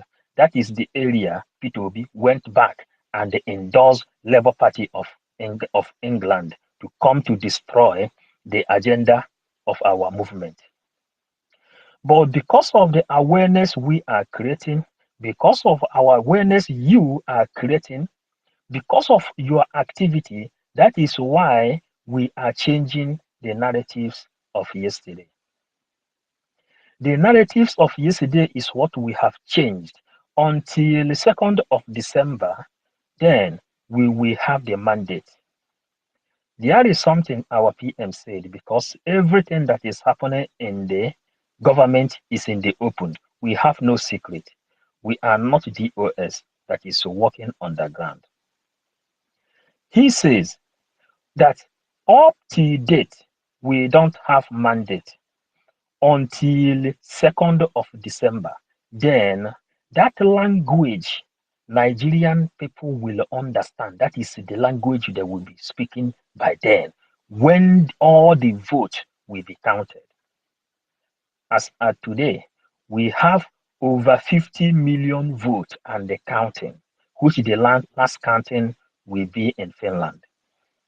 Then all world leaders that support progress and the real democracy will be in Finland that day to give mandate. Then the game will change. Nigeria government, these Igbo politicians, they don't understand politics. They are money monger people. The people that their brain has been transformed, when they are going to school, they are only thinking on how to go and rob the government and enrich themselves. Only on how to go and steal from the poor masses to enrich themselves. And after doing this, they will be taking the land of the widows, intimidating people. This is the law our PM passed because Nigeria is a lawless country. This law that was passed yesterday, group of people, everybody that is inside prison, both in the zone of Nigeria, where east, west, north, and the south of Nigeria, that law that is being passed yesterday is in your own favor because no law is guiding you as a human being in as much as you are a Nigerian. And when Biafra will be finally declared, the international recognition movement will start. Then the government of Biafra will then begin to issue the letter to every part of this world to release all prisoners, all Biafran prisoners all over the world, that they should come back because the thing that put many of them inside prison is because of hardship. Many people are inside prison in Malaysia. Many people are inside prison in Indonesia. Many people are inside prison in India. Many people are inside prison in China. Many Biafran people, they are the people that is serving prison all over the world. The law that is being passed yesterday is guiding each and every one of us. But Biafrans, one thing we are sure, we let them bring more propaganda. Let them bring more propaganda because we have been eating before the meeting starts. If we can defeat 500,000 recruited Irats, who are they going to bring to come and challenge again? Let them come. But one thing that is happening in this area is this. Why we call our PM fire, consuming fire, the Vulcan, is all the attack they started pedaling against him. Everything is going onto his own advantage. Check the kind of attack this DOS formulated against him. But you check the length and the height he is today. He is a consuming fire because when you bring all those your nonsense, it will give him energy and he will grow. Biafran struggle is not something a carnal man will understand. Biafran struggle is more spiritual than physical. And through spiritual, we will go to physical. And the physical part of it is what you see. Obasanjo today, yesterday, they are debating on the regional government. Obasanjo told them openly that Nigeria is gone. Let them accept regional government to keep the Nigeria one, that they have the possibility to have 3 countries in one. And when you check onto all those money mongers that they call themselves ministers of Nigeria, they begin to twist the word. But we are telling them they are late, they are coming late, because we are more than 1,000 miles away ahead of Nigeria. Ngozi Okonjo-Iweala, let God even bless her, for responding, because when she responds, the whole world have seen. Ngozi Okonjo-Iweala cannot use her position to tell international communities that only when they kidnap her mother, that was when Ngozi Okonjo-Iweala spoke. But the village of Ngozi Okonjo-Iweala, if not because of this Biafran government, if not because of this our prime minister, Ngozi Okonjo-Iweala will not have a place called home today. That's why PM told her. So, Ngozi Okonjo-Iweala, so you can respond to this kind of trash, but you have never responded to all the killings that is going on. You have never responded that when Hope Uzodinma burned people's villages. You have never responded when they bomb people's markets. You have never responded to all the checkpoints going in Biafran land. You have never responded to everything, all the emancipation against your own people. But somebody did the Photoshop, they call Ndubisi, and they put the name of Ngozi Okonjo that place, and they wrote that the Prime Minister wrote. Ngozi Okonjo now has time to think about Biafra. Let them be coming out small from their hiding, because if you don't speak, nobody will know what you have. Our adage used to say, n'okwu ada nọ na nshi shit doesn't smell when it's still inside. Until when you shit, then people will know how it smells. That is the thing. When our leader Mazen Nnamdi Kanu was here preaching, that time of COVID-19, he said, Buhari, you must come and address Nigerians if you are still alive. He pushed Buhari up to that Jubril has to wear mask and address Nigeria on the tape recording. That is why we understand, that is how we understand this game, because you have to choke them. You choke them for them to come out from their hiding. Because anything they say, any word they utter is in our own benefit, because Nigeria is found onto 40 foundation. So that's why we are not afraid. Not at all, not today, not tomorrow. Let them open mouth. Let me tell you, PM says any day Tinubu, the drug lord, will open his mouth and say, sigh, not even to complete EPA.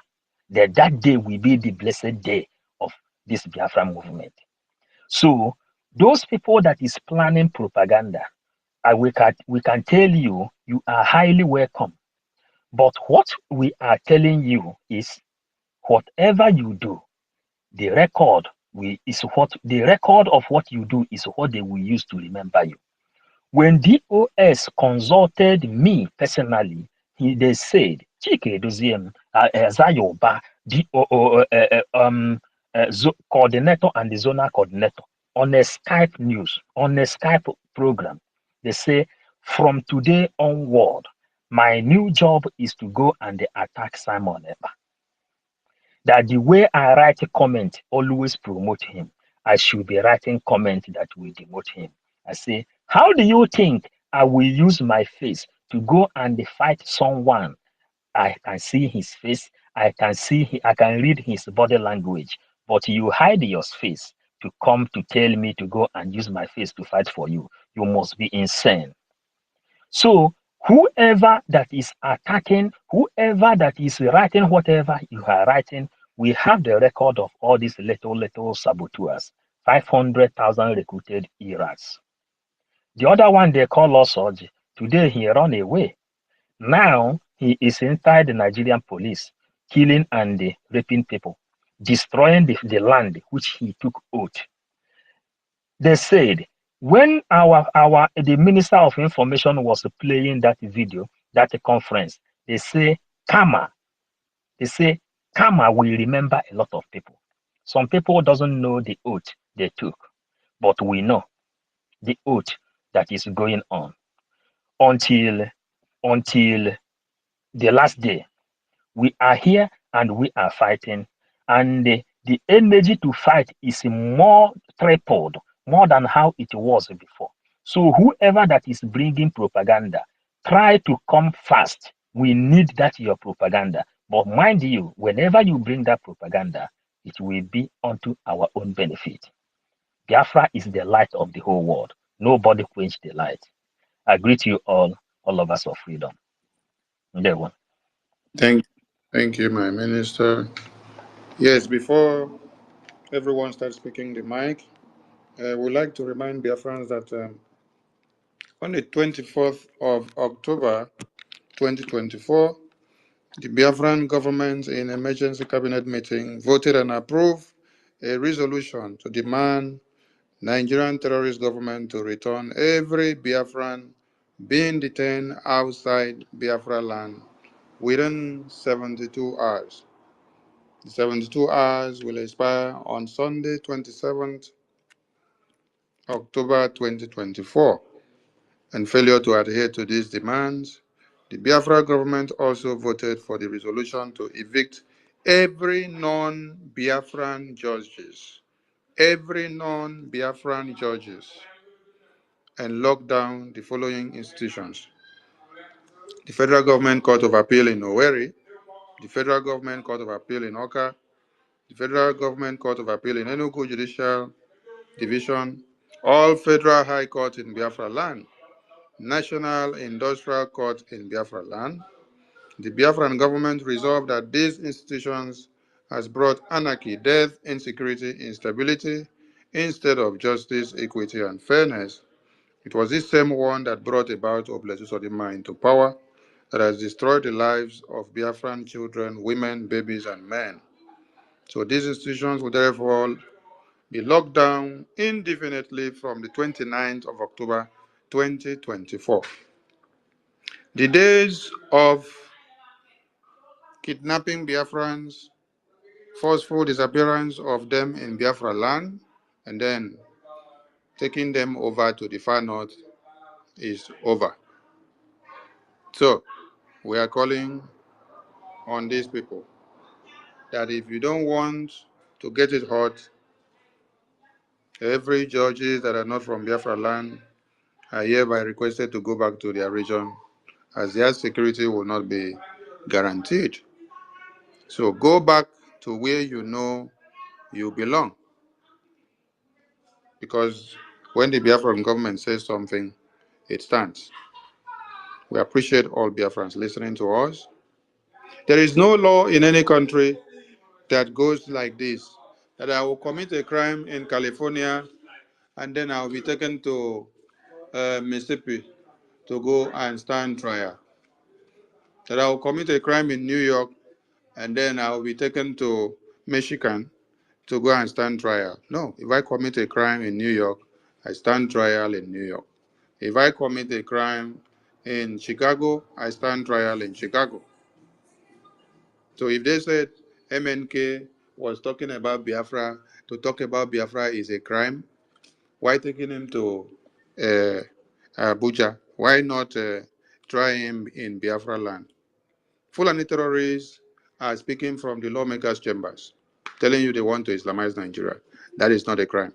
Mazin Nnamdi Kanu is talking about Biafra. It has now become a crime. They had to kidnap him.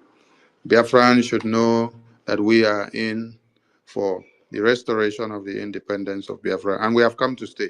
Yes, we have my minister in the house. After then, we start taking the hands and those on the speaker. Minister Ajare, over to you, sir.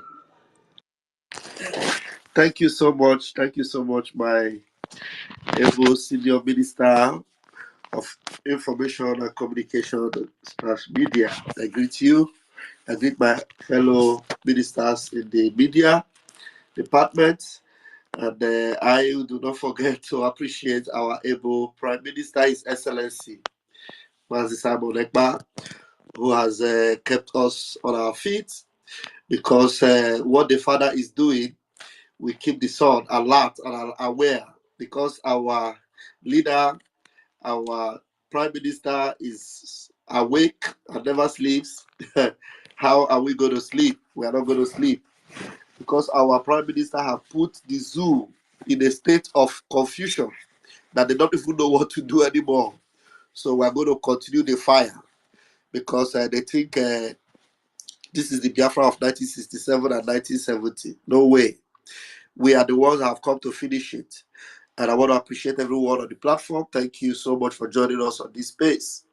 It is very important for us to keep setting this record straight.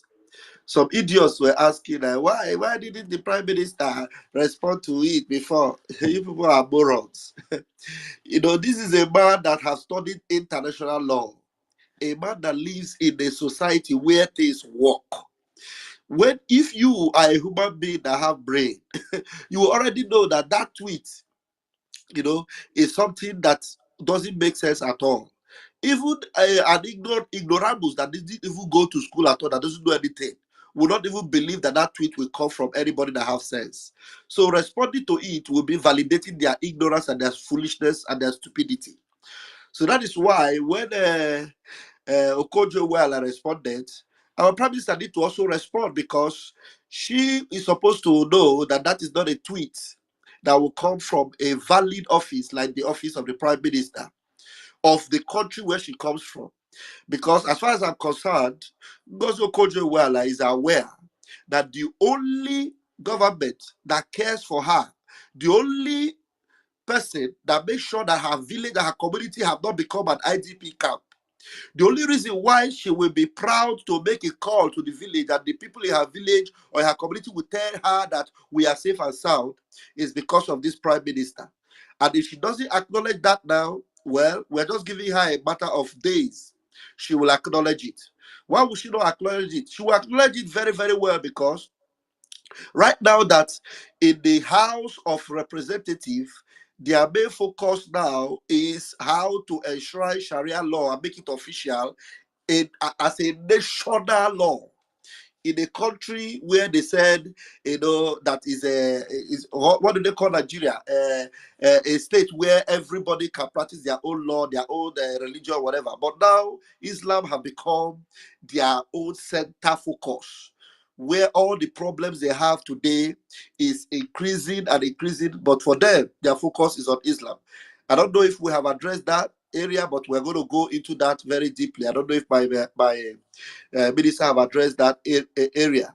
So very soon, Dr. Ngozi Okonjo-Iweala, you will admit and you will come to acknowledge it openly, as I believe you are already acknowledging it in the secret. Because if not, I am sure you will not come and respond to that post. You are already acknowledging in secret that this office is a very powerful office of the Prime Minister. That is why you are coming to respond. Now you know that there's a Prime Minister over Biafra, and you are responding. And by the time you are responding to a propaganda.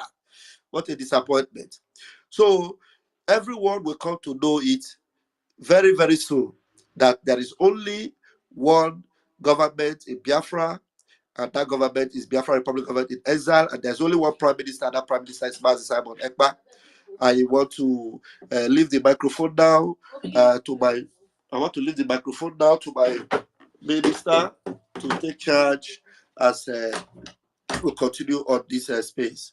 Thank you very much, my minister. Thank you, Mwachineke. We go to Chuk Survivor. Your hand is up. Over to you, sir. Let's try to stick to 2 minutes because we have a lot of hands. Please, when you finish, speak, and then we bring you down.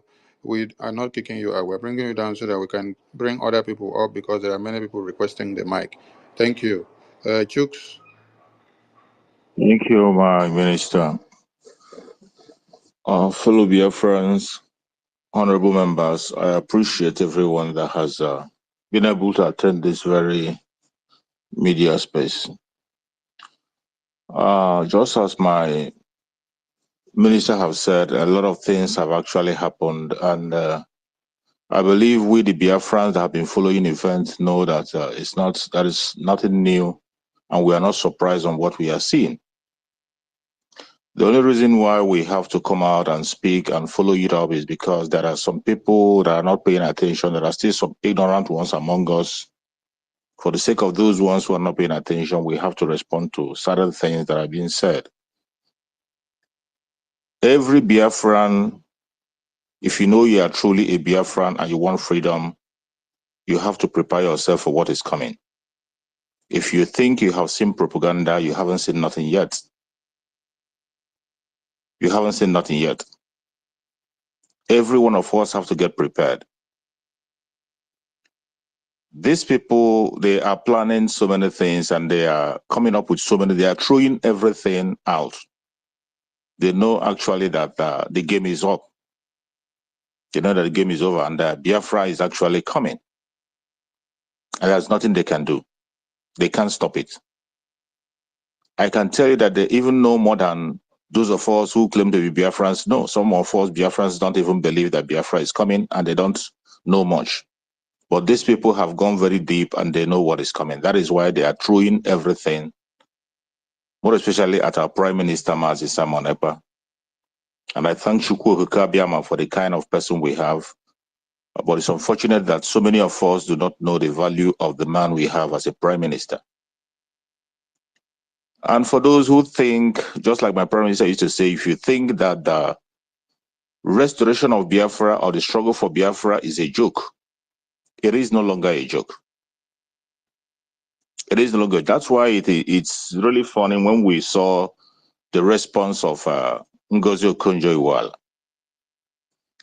for her to respond to such kind of a blackmail against the prime minister, something that, just like my minister said, that it is very funny for one to believe that the prime minister of Biafra, the Republic of Mazi Simon Ekpa, will write such a thing. Even a child that doesn't know his or her left and right will not believe that our prime minister will write such kind of a statement, making such claims at this level that the Biafran government is a government that have a lobbying group that is standing for them in DC, a government that have made the third man in command in the United States, and yet you think that they will come out, the prime minister will come out and begin to write some unnecessary things. That is to show you that some of them think that we are still joking. They think we are still playing around. But I think they are learning their lesson, and they're learning the hard way. If not for nothing, they now know that it is only Biafra that is giving them relevance. You can see the Okonjo-Iweala with all her popularity. The only tweet that brought her out and made people know more about her is the tweet she did about our prime minister. It's unfortunate, it's a negative one, but at the same time, it becomes a positive one. Every one of us as Biafran, we have to be very, very prepared for what is coming. We have to be very prepared. Every one of us have to be part of the media. Don't leave the work for our prime minister alone or members of the media alone. We have to engage in our various platforms.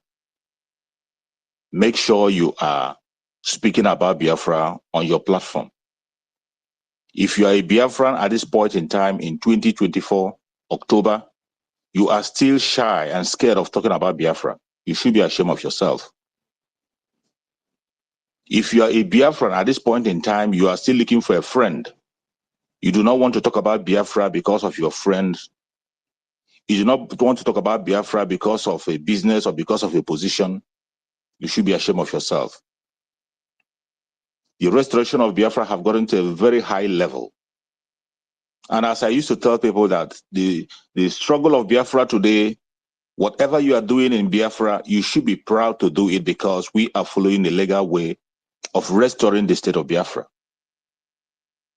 In the multidimensional system that is being pursued by the Biafran government, everything that is being done is done legally. There is nothing illegal in the pursuit of the restoration of Biafra in 2024 in the new dimension under the command of our Prime Minister, Mazi Simon Ekpa. Every one of us should be proud and strong. The battle is going to be tougher than you think it is now. A lot is going to happen. But at the end of it all, victory is sure because we are standing on the truth. And the man who is leading the charge today is not just it's not like that, like in the olden days, the people you see along there, people who don't have a face, people who doesn't have integrity. That's why I tell some people who claim, people who are talking down on our prime minister, and I ask them, if you are talking down on the prime minister of Biafra, Republic of Israel, you want to take over or you want to be in charge, I want you to first of all present your credentials. Let us know what you have done in the area where you are, the country where you reside, your own locality. Let us know how qualified you are. Let us even see your face and hear you before you come and talk down on the prime minister.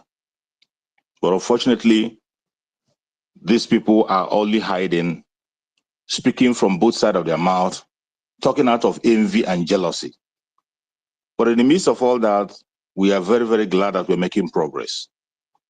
And every Biafran should stand their ground, continue to move forward and pursue the restoration of Biafra, each and every one of us making a commitment on our own ground. It is not only falling on their prime minister to restore Biafra, it is the responsibility of every Biafran to be doing something. No matter how poor or how rich you are, there is something you have to do. It is about our life. It is about our life.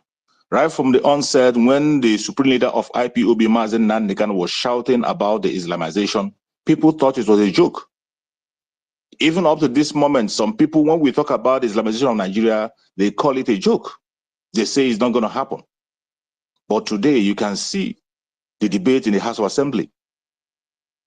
Something that is not supposed to be mentioned in a secular state. You see people debating, voting to bring Sharia law in the country, to put it in their constitution that every state will practice Sharia law. And yet you see people sitting in that chamber and they are laughing. People who claim to be from Biafra land, they are laughing. Is this still a joke? Are we still the troublemaker? Are we still just making trouble or speaking from both sides of our mouth or saying what we do not know? I thank God that the minister was able to play this very video and the whole world is watching and they're hearing. Now you understand why the Biafrans want to walk away from this very cage that they want to put every one of us. We, the Biafran people, we have our own religion. We have our own lifestyle. And there's no way you can force those false religion on us. It cannot be accepted. It is not possible. It can never be done. It is now clear to the whole world that the people of Biafra do not have the same value system with the rest of Nigeria. Those who call themselves one Nigeria, we don't have the same value system with them. And for the fact that we don't have the same value system with them, we cannot be in the same country with them. When we are asking about our freedom, it is not out of hatred. It is not because we want to fight against somebody or personal vendetta. No. It is because we do not have the same value system with them. To save life, we have to walk away from the Zoological Republic. If they want to have their Islamic State, there's no problem with it. We don't have any problem with that. Have your Islamic State, but have it with those who are having the same value system with you. In the north, they can practice their Sharia law. They can build their caliphate in the north. We don't have anything against that. People in the southwest can practice whatever they want to practice. It is up to them. Those of us in the Biafra land, we have the same value system and we know what we want. And you cannot force something on us, except that which we want to follow up with. Biafrans are all over the world, making difference and building nations. I see no reason why Biafrans will not be allowed to build their own home. The time has come. We have spoken for a very long time. We have complained for a very long time. This time is not the time of complaint. It's not the time of protest. Not the time of talking much. It is time for action. For a long time, people have been coming on our programs and they will say, take action, take action, take action. The time of action have come. Whatever we are saying today is to put the world on notice.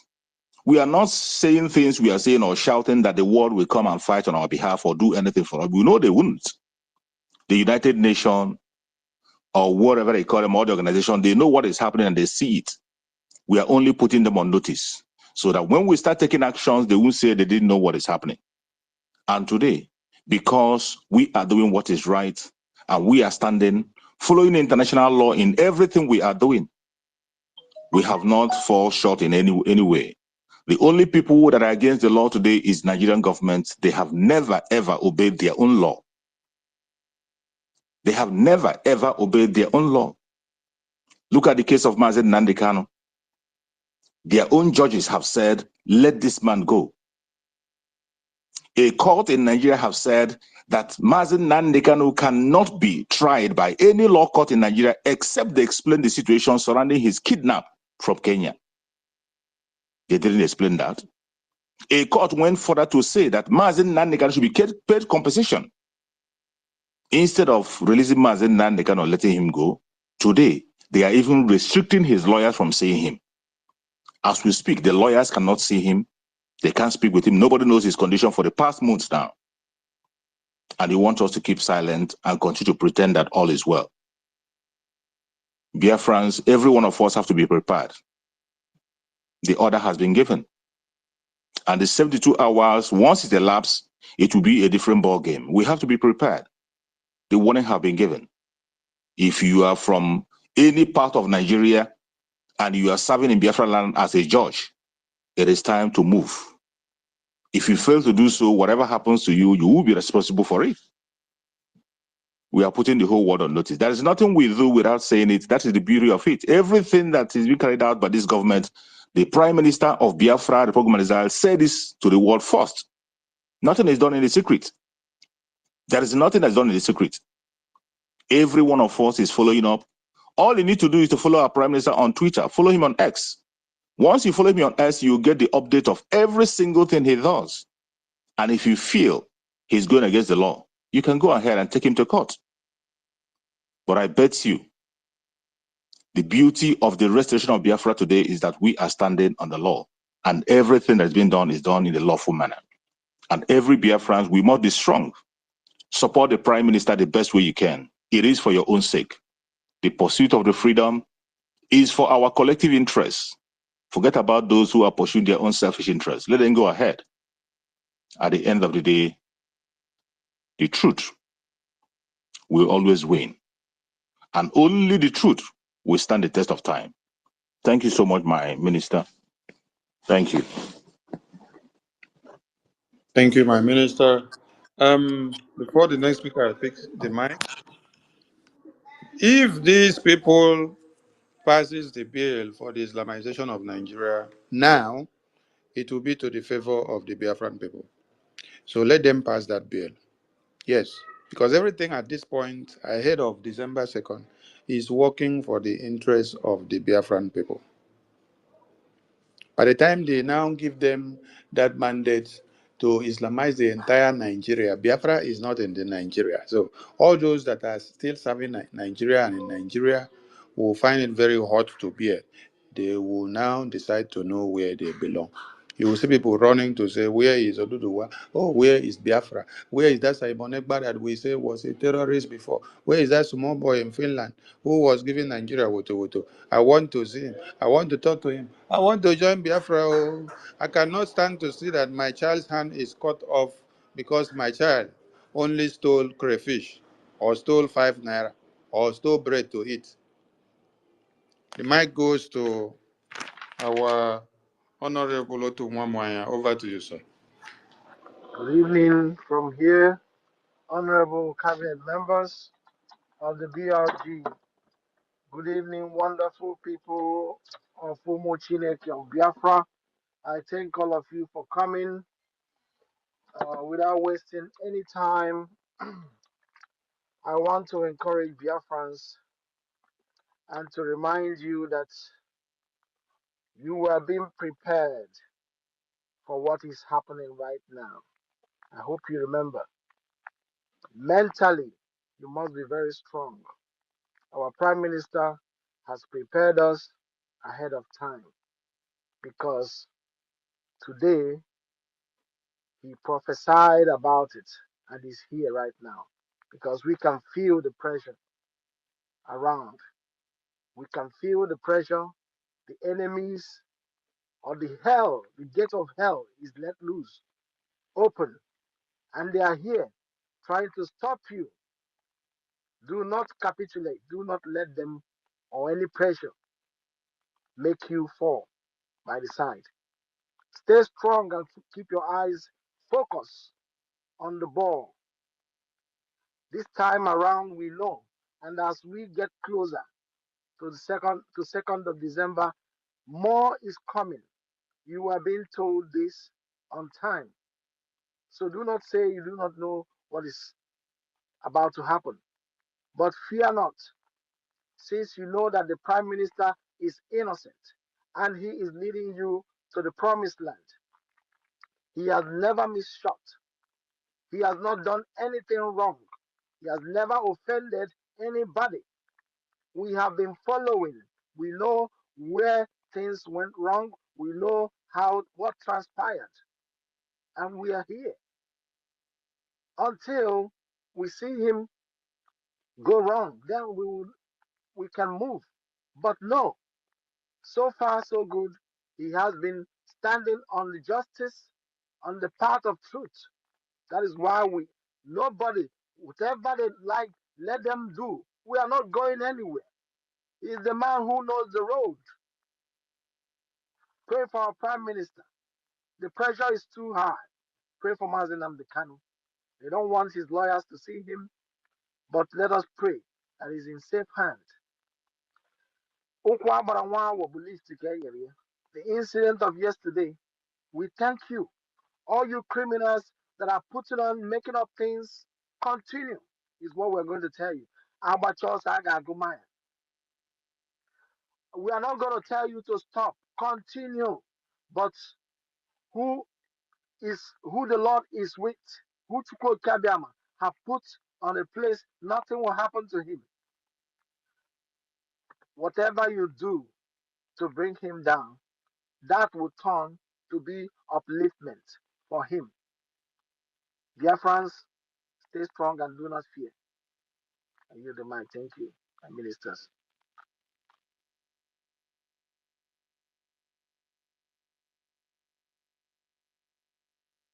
Thank you, my Honorable Minister Otumwamoya. The strength of 700 Biafran soldiers to 6,000 Nigerian terrorists being destroyed in a Bagana ambush of March 31, 1968 is what Nigeria stand to face again. They have not seen anything yet. Too many armored cars have been destroyed since we started the referendum voting. They have declared war on the Biafran people, and the Biafran Defense Forces have been fighting. So they say we are few in numbers. That just reminded us that in 1968, the numbers of the Biafran army personnel that took over 6,000 soldiers of the Nigerian troops were just 700. Just 700. And yet, before the beginning of the war, our People's General made us understand that we were lacking weapons, that we don't have much weapons on ground. So ask yourself, how did we do it? It is the secret of Biafra. Veteran Dragon, I salute you from here. Over to you. Pick the mic, sir. Yeah, thank you. Let me salute you, my Honorable Minister of Information and Communication. Thank you for the great work you are doing for Biafrans. Thank you for your steadfastness and for coordinating the media. I salute you. Mazi Raphael, I salute you, Honorable Deputy Minister of Communications and Information. Thank you. Thank I you. salute you for the great work you are doing for us. I salute you, Vision 555, for what you are doing. Salute you, Tumamanya, and all the ministers that are here on space. Salute every one of you for the great work you are doing for us, making sure that our voices are heard loud and clear Yeah, on daily please, one basis. minute, sir. Mazi Soni, are we taking cognizance of time, because a lot of hands are up and more hands will be coming up. So who's our Yeah. timekeeper?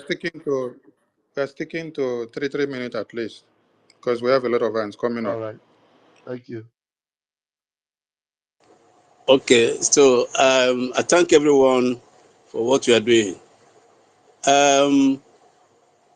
We are legion, because during the war it was only one voice that was doing what we are doing today. That was the voice of Okokonde. But today we are legion, so we are blessed to have every one of you doing what you are doing. You see, I want to thank you for the voting you did, the cabinet members, and the resolution you passed, declaring the Nigerian courts non-grantor and asking them to vacate our land. I salute every one of you. I salute our Prime Minister for that decision. It's timely and it's welcome. Thank you, every one of you. You see the bill they are trying to pass in the House. I am so happy about it. I must tell you, I am so happy about it. Mazin Namde Kanu started shouting that these people are coming, they are coming, they are coming. They tagged him a terrorist. And today our Prime Minister is here shouting. They don't want to hear. I love that bill. I wish it will go through. I wish they to go through. We have been telling them these people are coming. They want to Islamize this country. This is their country. This is their zoo. They want to Islamize it, and we have been speaking and shouting. They are taking us for a ride. Let them have it. I just pray it will go through. I just pray it will go through. Let them see what we've been talking about. You see, I saw the. I want to say that anyone that cannot stand the heat that is about to come, please, the person should just stay on the background. Every day I see Israel posting some of the gallant men that fell in battle. What our supreme leader said, he said they will kill us and we will kill them. We have not even, today it's the only Nigerian forces that are falling victims.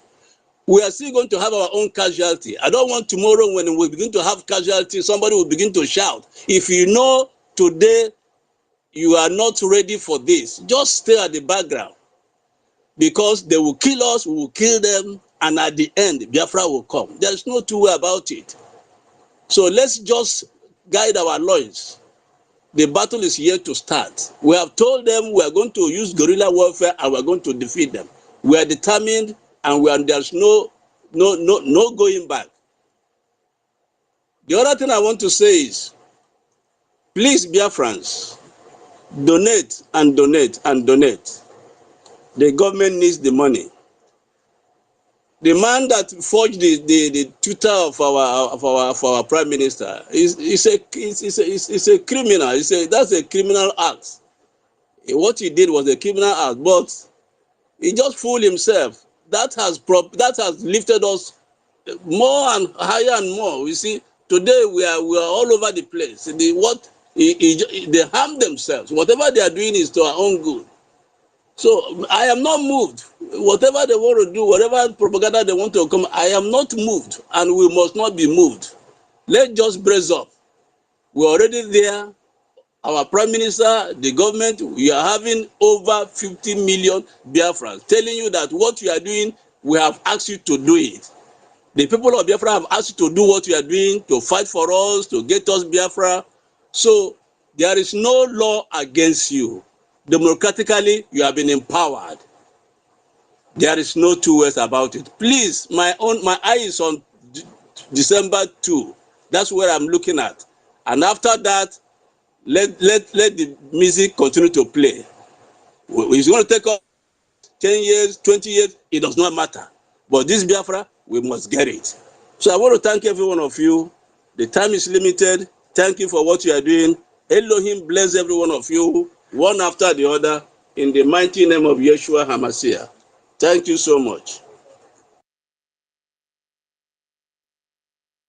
Thank you, our veteran who saw the trenches during the war. Thank you for always being around to give us what we need to hear from first-hand information. We go to Sir Williams. Sir Williams, over to you. Please, let's stick to our time. 3 minutes. Sir Williams, over to you. Sir William is not ready. We go to Chinemere Okpe. Chinemere Okpe. Chinemere Okpe. Are you there? Am I being heard? Hello? Yes, you're Yes. being heard loud and clear. You go ahead. Okay, Chinemere, over to you. Yeah, thank you, my brother. I want to greet the house. Mr. Van Van Van, I want to greet you, Mr. Sonia Parawa, Mr. 247, and His Excellency Ochi the One, being the nobleman, our Prime Minister, His Excellency Samuel Banjoko. I want to greet the house. See what these people are trying to do in the red chamber and the green chamber. It's matter of our people that is there. We are called them bunch of fools. Because the only thing that they can only discuss is all about our prime minister and the government in exile. That is why when they are talking about all this Sharia law, because my father is a Muslim, because I know what they did before they captured Mazi Nnamdi Kanu, and all this, their nonsense got to stop. Like what they did, they killed almost 21,000 cows, virgin cows, and spread it all over the water. Now they want to start it again for the heads of our prime minister. My only encouragement, because our Onyendu have said it, we should protect our prime minister and pray for him. My only advice to tell you guys, you know, blood, water can wash away everything. In the morning when you wake up, you use water, cup, or anything, bucket. When you pray, put our prime minister, all the whole government in exile, their names. Pray for their long life and their prosperities, their good health. And you pour it away. As you are pouring this thing away, the moment they pour their evil blood to harm any of these people, let the water wash it out and purify our people, for them to be more stronger until the Biafra declaration, and we restore the Biafra and we stand as our nations. And other things I want to put in here is concerning this fool Mumu Ngozi Kenjiwala. He doesn't see how the youth are dying. He doesn't complain how we are suffering in the hunger, so-called Nigeria. But he will only see when they Twitter something. All these rich men, they will not see all these things that is going on in Biafra land. But when they will see is when you Twitter nonsense into the handle, they will start to debunking and be shouting. I don't blame this some of our Igbos who are dancing the Egelege money. Because when you take 5,000 naira today, I'm still saying it in my TikTok. If you are a policeman, you harm my brother or my son, I swear to God, I'm in Europe, I'll make my money and gather it. I will make sure that I clean all of your family. You kill one, I will clean all.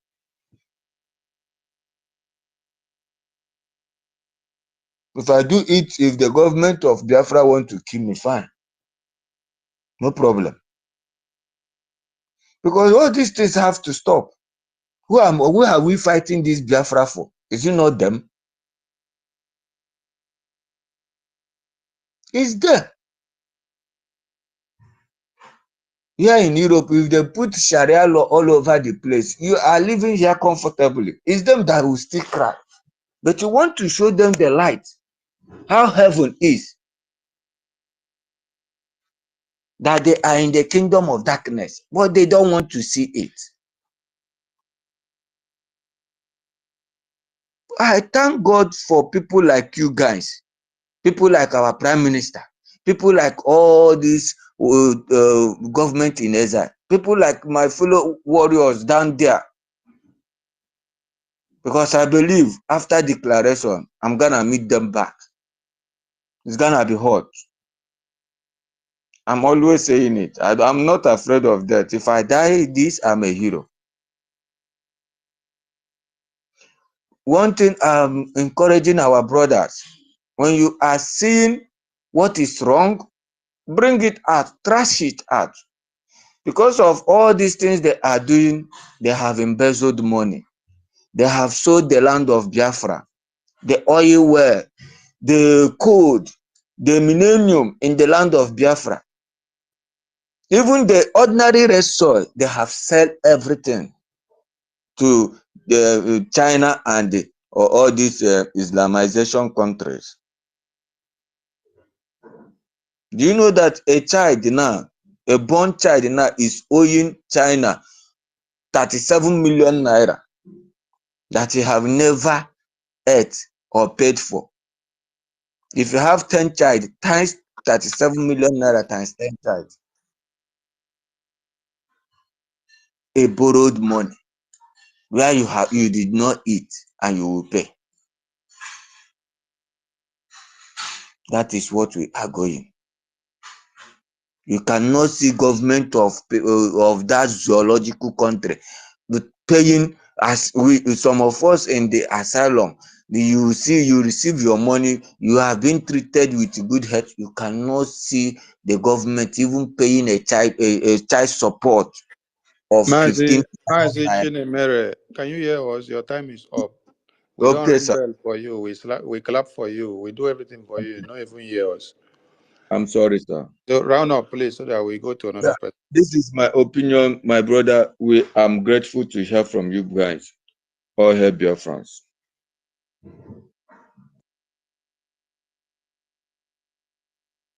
Thank you so much. Thank you so much. Please, everyone on the mic, when you're speaking, pay attention to the bell. When the bell beeps, it means warning. Then, if you don't conclude, we will beep again, and then we may clap for you to. All right, code artisan, over to you. Code artisan, over to you. Code assistant, sorry. I think Mazi Chibueze has been here before you. Mazi Chibueze, over to you before code artisan. Thank you, my honorable minister. All protocol observed, all the ministers in the house, all the speakers, and everyone who has given audience to this emergency media press. I say more grace to your elbows. I thank you, the minister, for shedding more light on this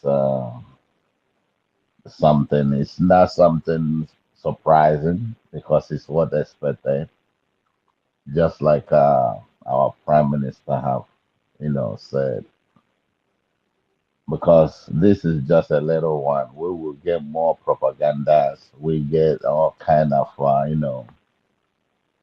uh, ways to tarnish our image at time to come because they know they don't have no time, so they have to dish it out anywhere they have.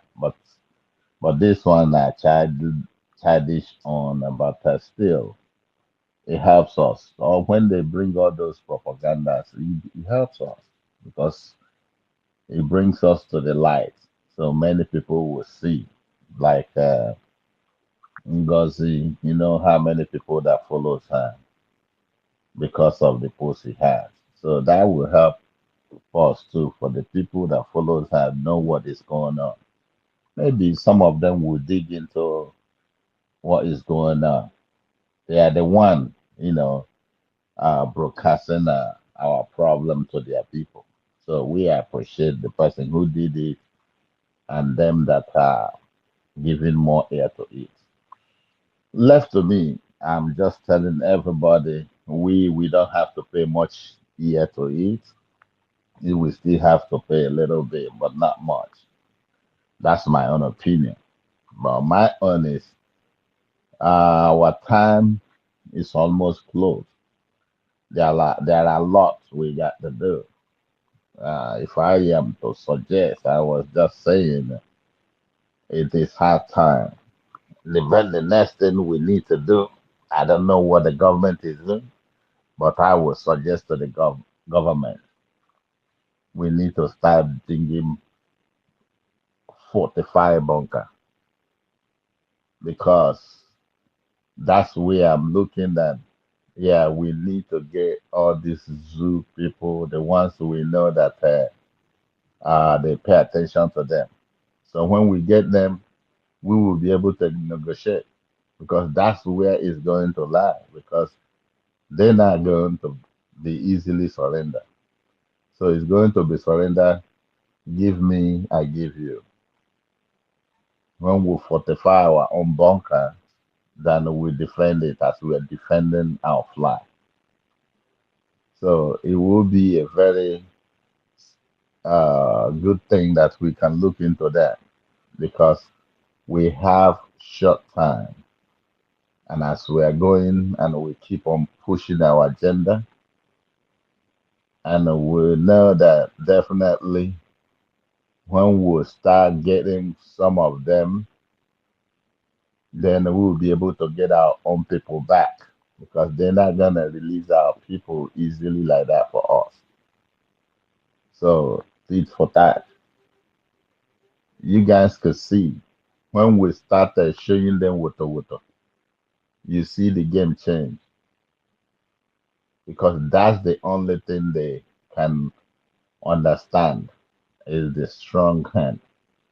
When strong hand touch them. And I am so much thankful to God that they take us for granted. They take PM for granted. They say the little boy. That thing they didn't they call him all manner of names because they didn't take him serious. But look at it today. Now they are the one using their mouth to confess. So had it been they take him serious in the beginning, maybe it could have been hard for us. But hey, all things work for good. For we are children of Chukwokika, and the Chukwokika will continue to give us the strength and lead us in a right way. We will not go in a wrong way. So we keep on giving all the cabinet, our PM, those who are piloting, the right sense of humor, that we will be able to go the right way, and we will go and get what we need. Before I drop my mic here, I still want to solicit Minister, please. If you all know who is in charge of ID card, my own is not going through. I've been doing that for over 3 months. Please, What is the issue you're having with the ID card? it's not going through. Every time I do everything, I've paid it collect my money, and if I submit picture, if I submit the because I choose the status of people supporting the liberation. If I put my receipt, if I put my picture, I do everything. If I go back there again, it will still ask me those things again. I've done that more than 100 times. Did you put your receipt in PDF form before you uploaded it? Yes, I did it in the yes PDF. You compile all the receipt, right? Chronologically. No, yeah, no, I didn't combine all the receipts. I only choose because it say recent one. I just choose the recent one for that month. Yeah, but there are quite a number, right?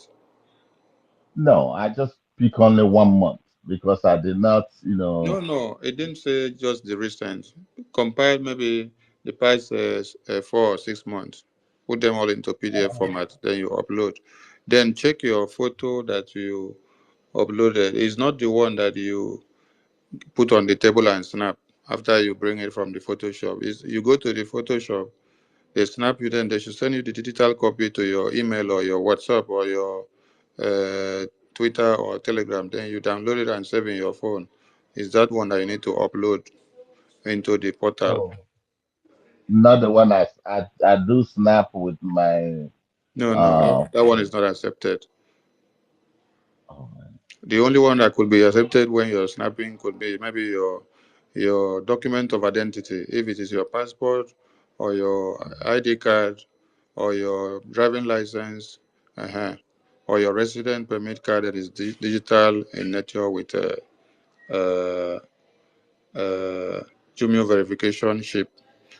When they say upload your identity, that one will need you to snap maybe the front or the back. That one can accept snapping. But when you're uploading your photograph that is to be used on your ID card, that one, when you snap it from the Photoshop, they should send it to you, maybe through your WhatsApp or through your email, the digital format of it, not the printed copy that you have in your hand that you can submit to anybody. Then you come and snap with photo. No, not like that. The digital copy should be sent to you. Then you come and give it an upload. well, that's one is I don't even know where there is photograph where they snap picture in America, my brother. Google it. Google it based on your location. Just Google Okay. Photoshop within your location there, then it will show up. Then you can locate.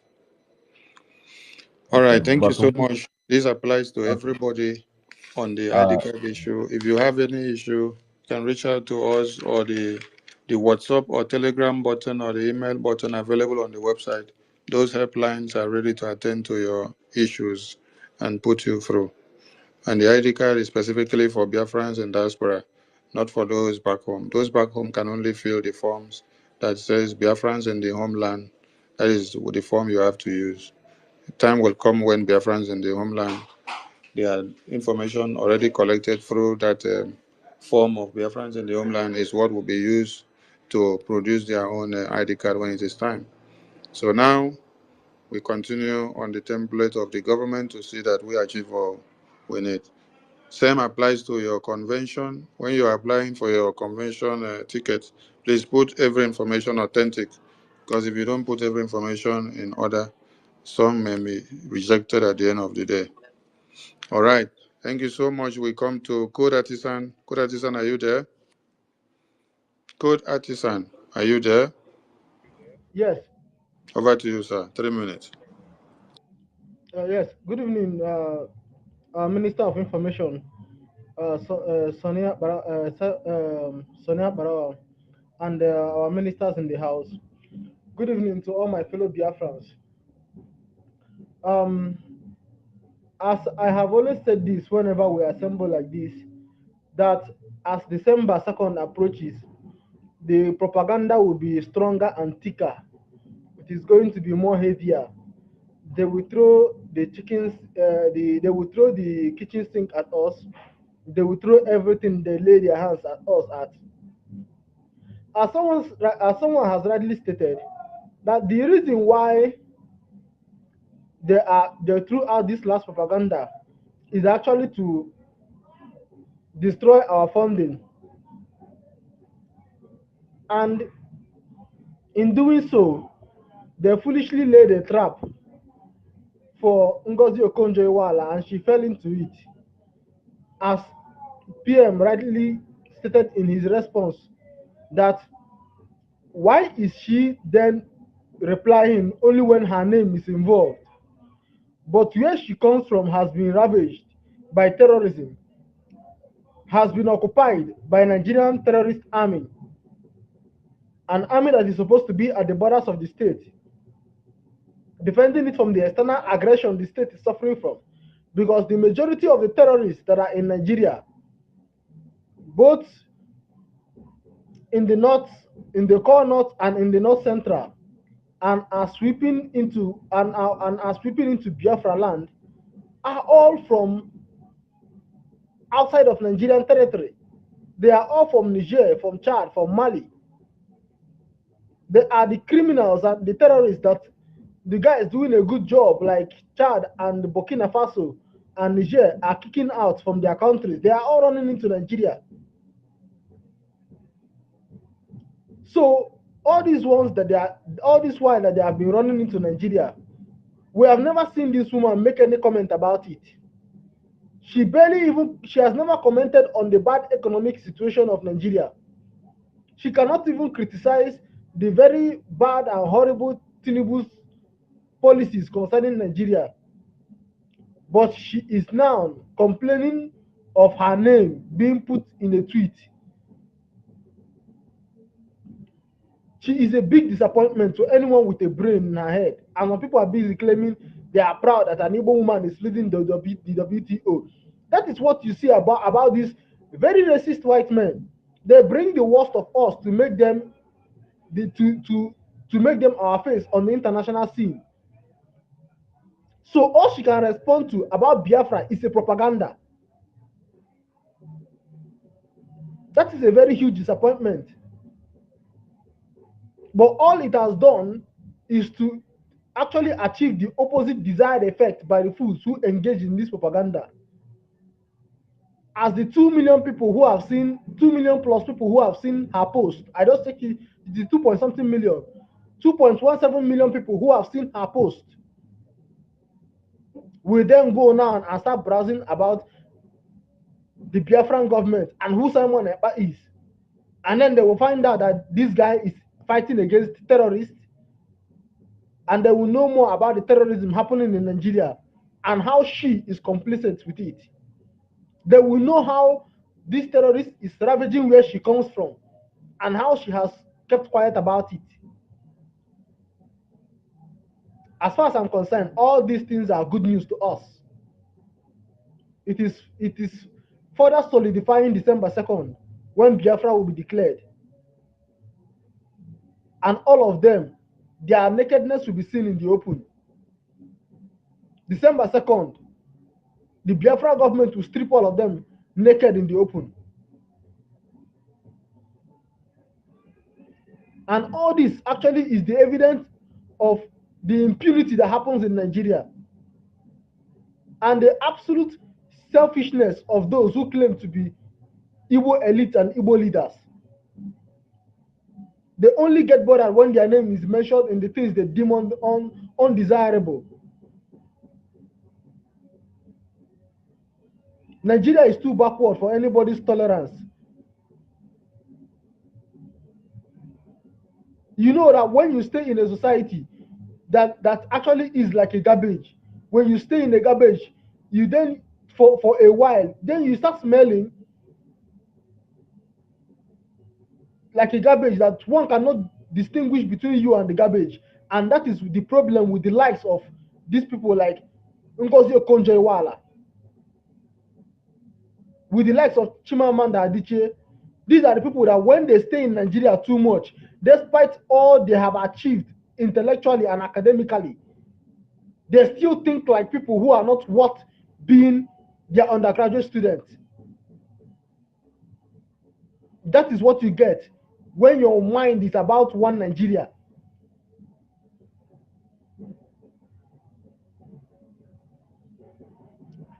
As an Igbo woman, has she commented on the illegal kidnapping and detention of Nnamdi Kanu?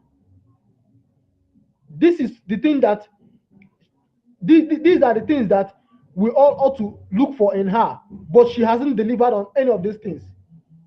She has not delivered in her. She has not delivered in what is supposed to be found on one that has such an international representation.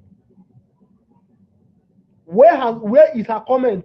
Where is her demand for the release of Nnamdi Kanu? Or does she want to pretend she doesn't know Nnamdi Kanu was kidnapped from Kenya and illegally detained after multiple court orders for his release? All she can comment is on a propaganda. But we do not care at all with all of this. All I am here to tell my fellow Biafrans is what I have said before. Strap on to your boots. More propaganda is going to come. This one was just to destroy our funding. They wanted to put it in a way that so that people would then come in and say, "Oh, if the PM raises calls for fundraising, if the PM calls for fundraising, people will start telling him, but you have borrowed money from IMF." That was what they were planning to do, and the whole thing scattered. You know that the thing is that there's something that you always find out in lies and propaganda. It is in a lot of cases very stupid. What they did was very stupid. Code They Artisan, forgot that. are you having network issues? Can't you hear us? Code Artisan. I just clap No, for you now. I think my network is good over here. We don't I clap just for you clap for 3 you. times. You know the year. Your time don't pass. You don't use past the stipulated time. So round up, please. Okay. So all in all I just want to do is to encourage us and to warn us of what is coming. And what is coming is this: more propaganda is on the way, and only those with tough mind can continue with what you are doing and move on beyond the propaganda of the Nigerian government. Expect more propaganda to come, but we don't care anyway. We have never given in to any of their shenanigans, and we will not give in now that we are close to the end of the road for the beginning of our freedom fighting. December 2nd, that is when the real fight will begin. the real fight for freedom will begin. So I encourage each and every one of us to stand fast, but beware, more propaganda is on the way. And I love the response of Biafrans over it. Thank you very much. Thank you, thank you, thank you. Please let's stick to our time. We have many hands up here and we want to attend to everyone so that they will have a share to speak. Sir Williams, are you ready? Sir Williams, are you ready? He's not ready. Ugochukwu, over to you. Yeah, thank you, Minister of Information. I salute you. And our own Deputy Minister of Information, thank you. And I salute our Prime Minister, which I call the prayer answer of the Biafran people, Simon Ekbanjoku. Yeah, and I salute our leader, Mazin Nandekano, and our Biafran Defense Force, which I see as the, when you talk about honest to the fatherland, number one people, defending our fatherland. Yeah, when they talk about Nkonjiwal, my brother who just spoke right now made mention of being disappointed. My dear brother, I am not disappointed. I am very, very happy for what she did, because all these years we have, PM tweet about the killings of our land, the invasion of our land, the plan of the Fulanese, which Malafia was exposing our own share of the cake of invasion and killings and the Islamization of our territory in 2022. Konjiwala never made mention of all those things. PM tweet all the time about the plans of rescue our people from the house of the killings and a very, very bad situation of our people. I'm just happy. Let me just say, I'm just very happy for all these universities and all those places Konjiwala travel all over the world to teach people how smart, how intelligent she is. I want those people that she have been lectured all these years, all these students all over the world, millions of people following her, to understand that this particular lady come from a place where their women are being raped by the Alamajiris. She came from a place where there is no light, no drinking water, no viable road, no hospital. That is where this particular lady came from. And this forge of tweet that she rushed out to come and retweet and show the world that, oh, my name, oh, my beautiful garbage zoological republic, proud citizen of a terrorist state, to come and debunk her beautiful, ugly terrorist state where she came from. This particular tweet that he tried to debunk it from a man who doing everything humanly possible to save the people. But I love it so that the people all over the world to see the wickedness of average contaminated zoological proud citizen of Nigeria, what they look like, no matter how they prove to the world that they are intelligent and smart. I love it because some of us have been thinking that these particular individuals are contributing secretly to make sure to deliver, to rescue their people from the non-sewage system smelling place of Nigeria, where there are people. A place where there's no clinic for ordinary pregnant women, old women, no light, darkness. But it's good for us to know that these women are just quiet. These people who claim to be, who go out there to lecture other part of the world, online, they are special. Offline, these people are ugly at heart. I love what happened so that the world will know what average contaminated Nigerian citizens look like. Evil. And I'm using this opportunity to tell the world that Nkonjiwala come from the territory where they were massacred 1967 to 70. A place where they are, even as she came out as a Nigerian, she is a commodity to the British people. She should be ashamed of herself that his younger ones all over the world coming together, resurrecting the Biafran government in exile, putting up a military that will engage their colluded terrorist military of Nigeria who are out there to destroy their vulnerable ones, because all their citizens are all vulnerable in the hands of a colluded terrorist in army uniform. But in Konjiwala is so interested to come out to debunk her name, for a forged tweet. My own submission is that I want the whole world to understand that the Biafran government, which Prime Minister Simon Ekpa is championing, and the Biafran government in exile, they are just nothing but to rescue their people and build a better place for their people. Their people of Biafra does not have a drinking water. They drink from where animals take shower in the night. They don't have a viable road, no hospital. These people died in just a little illness. That is the mission of the Biafran government in exile and the Prime Minister Simon Ekpa Njoku. Check out this man. He lives in a country, he's a politician in a country who competes #1 most happiest people in the world, which is Finland. But in Konjiwal is gallivanting all over the whole world. Fast to run out to come and debunk a fake tweet from the handle of this particular man, from the name of this particular individual called Simon Ekpa. But it's a pity. But I just want the world to understand that if you see anyone who believes in one Nigeria, do not allow them to lecture you in their universities. These are corrupt, contaminated, brainless, scamming idiots, including Konjiwal. Thank you, my Minister of Information and my brothers and sisters.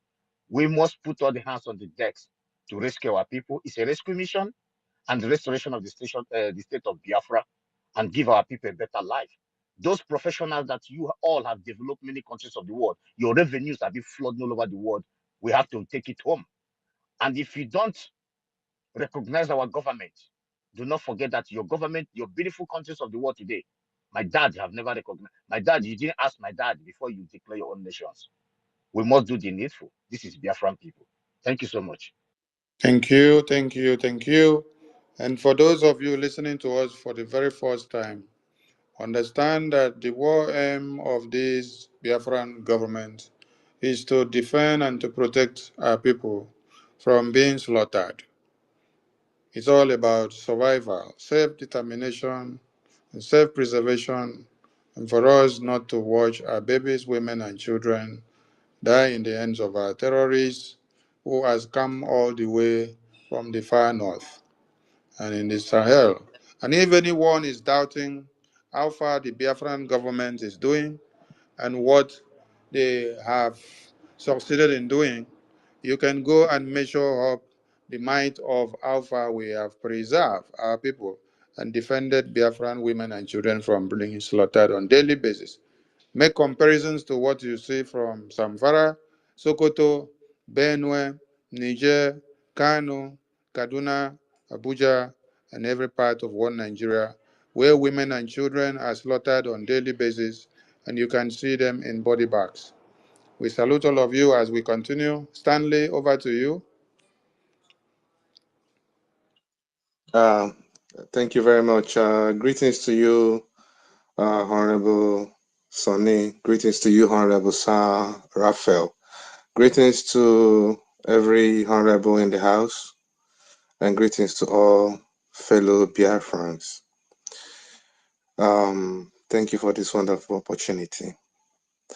Fellow Biafrans, the time is now, if you ask me.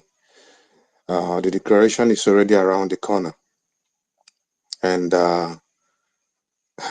from this very moment onwards, I don't think it's going to be any funny any longer.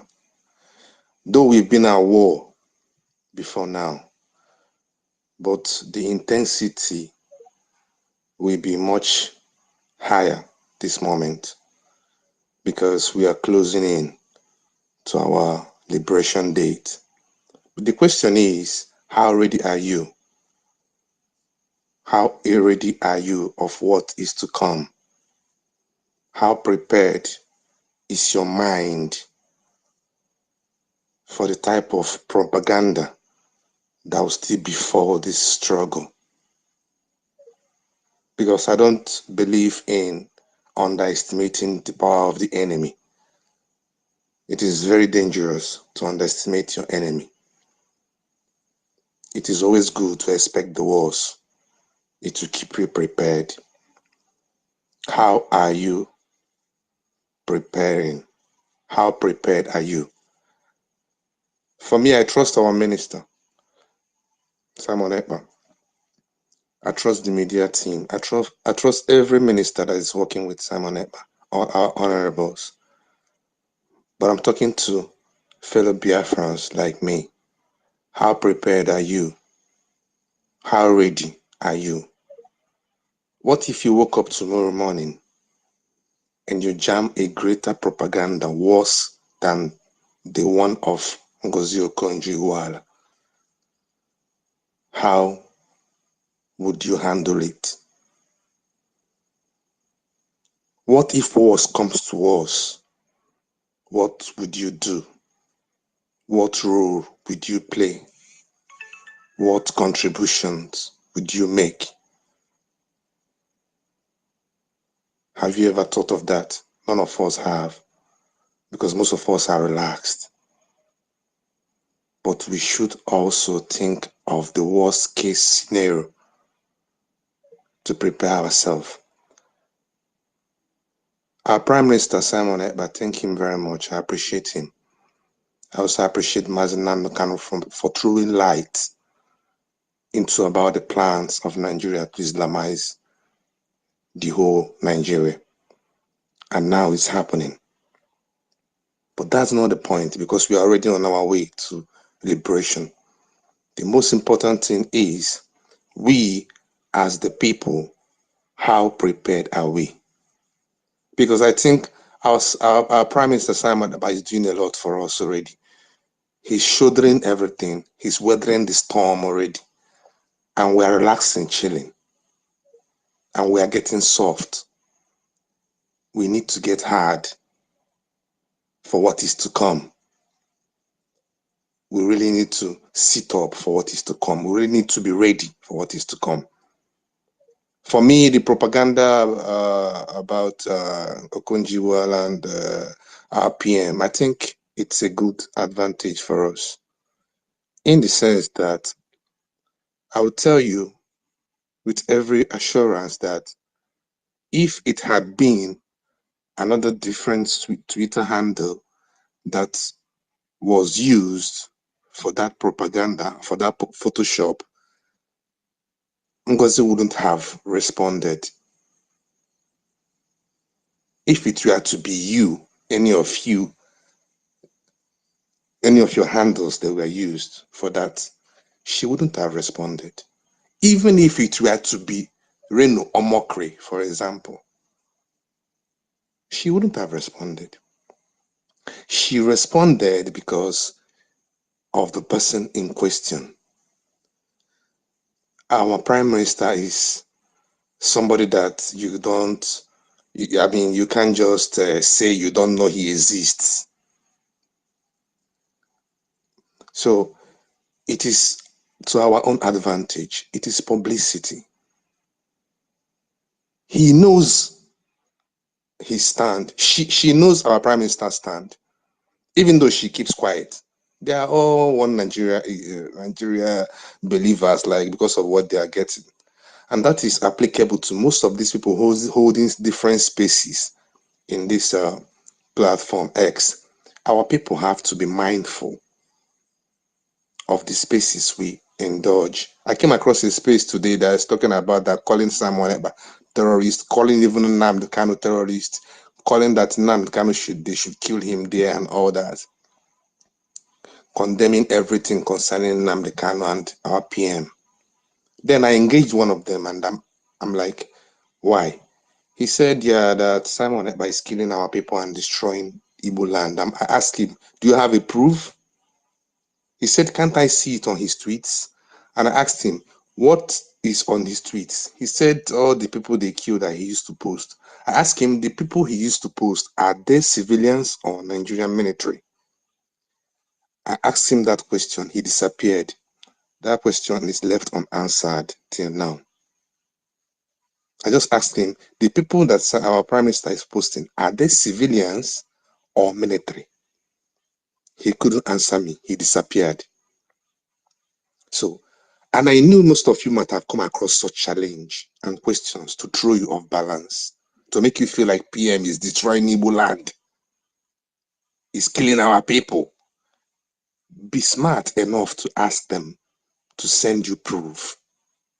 Let's take, for example, the 150 people that were killed by Nigerian army, innocent Biafrans.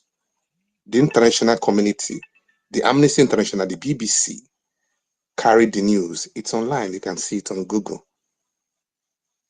It's an evidence that actually Nigerian army perpetrated such crimes against our people.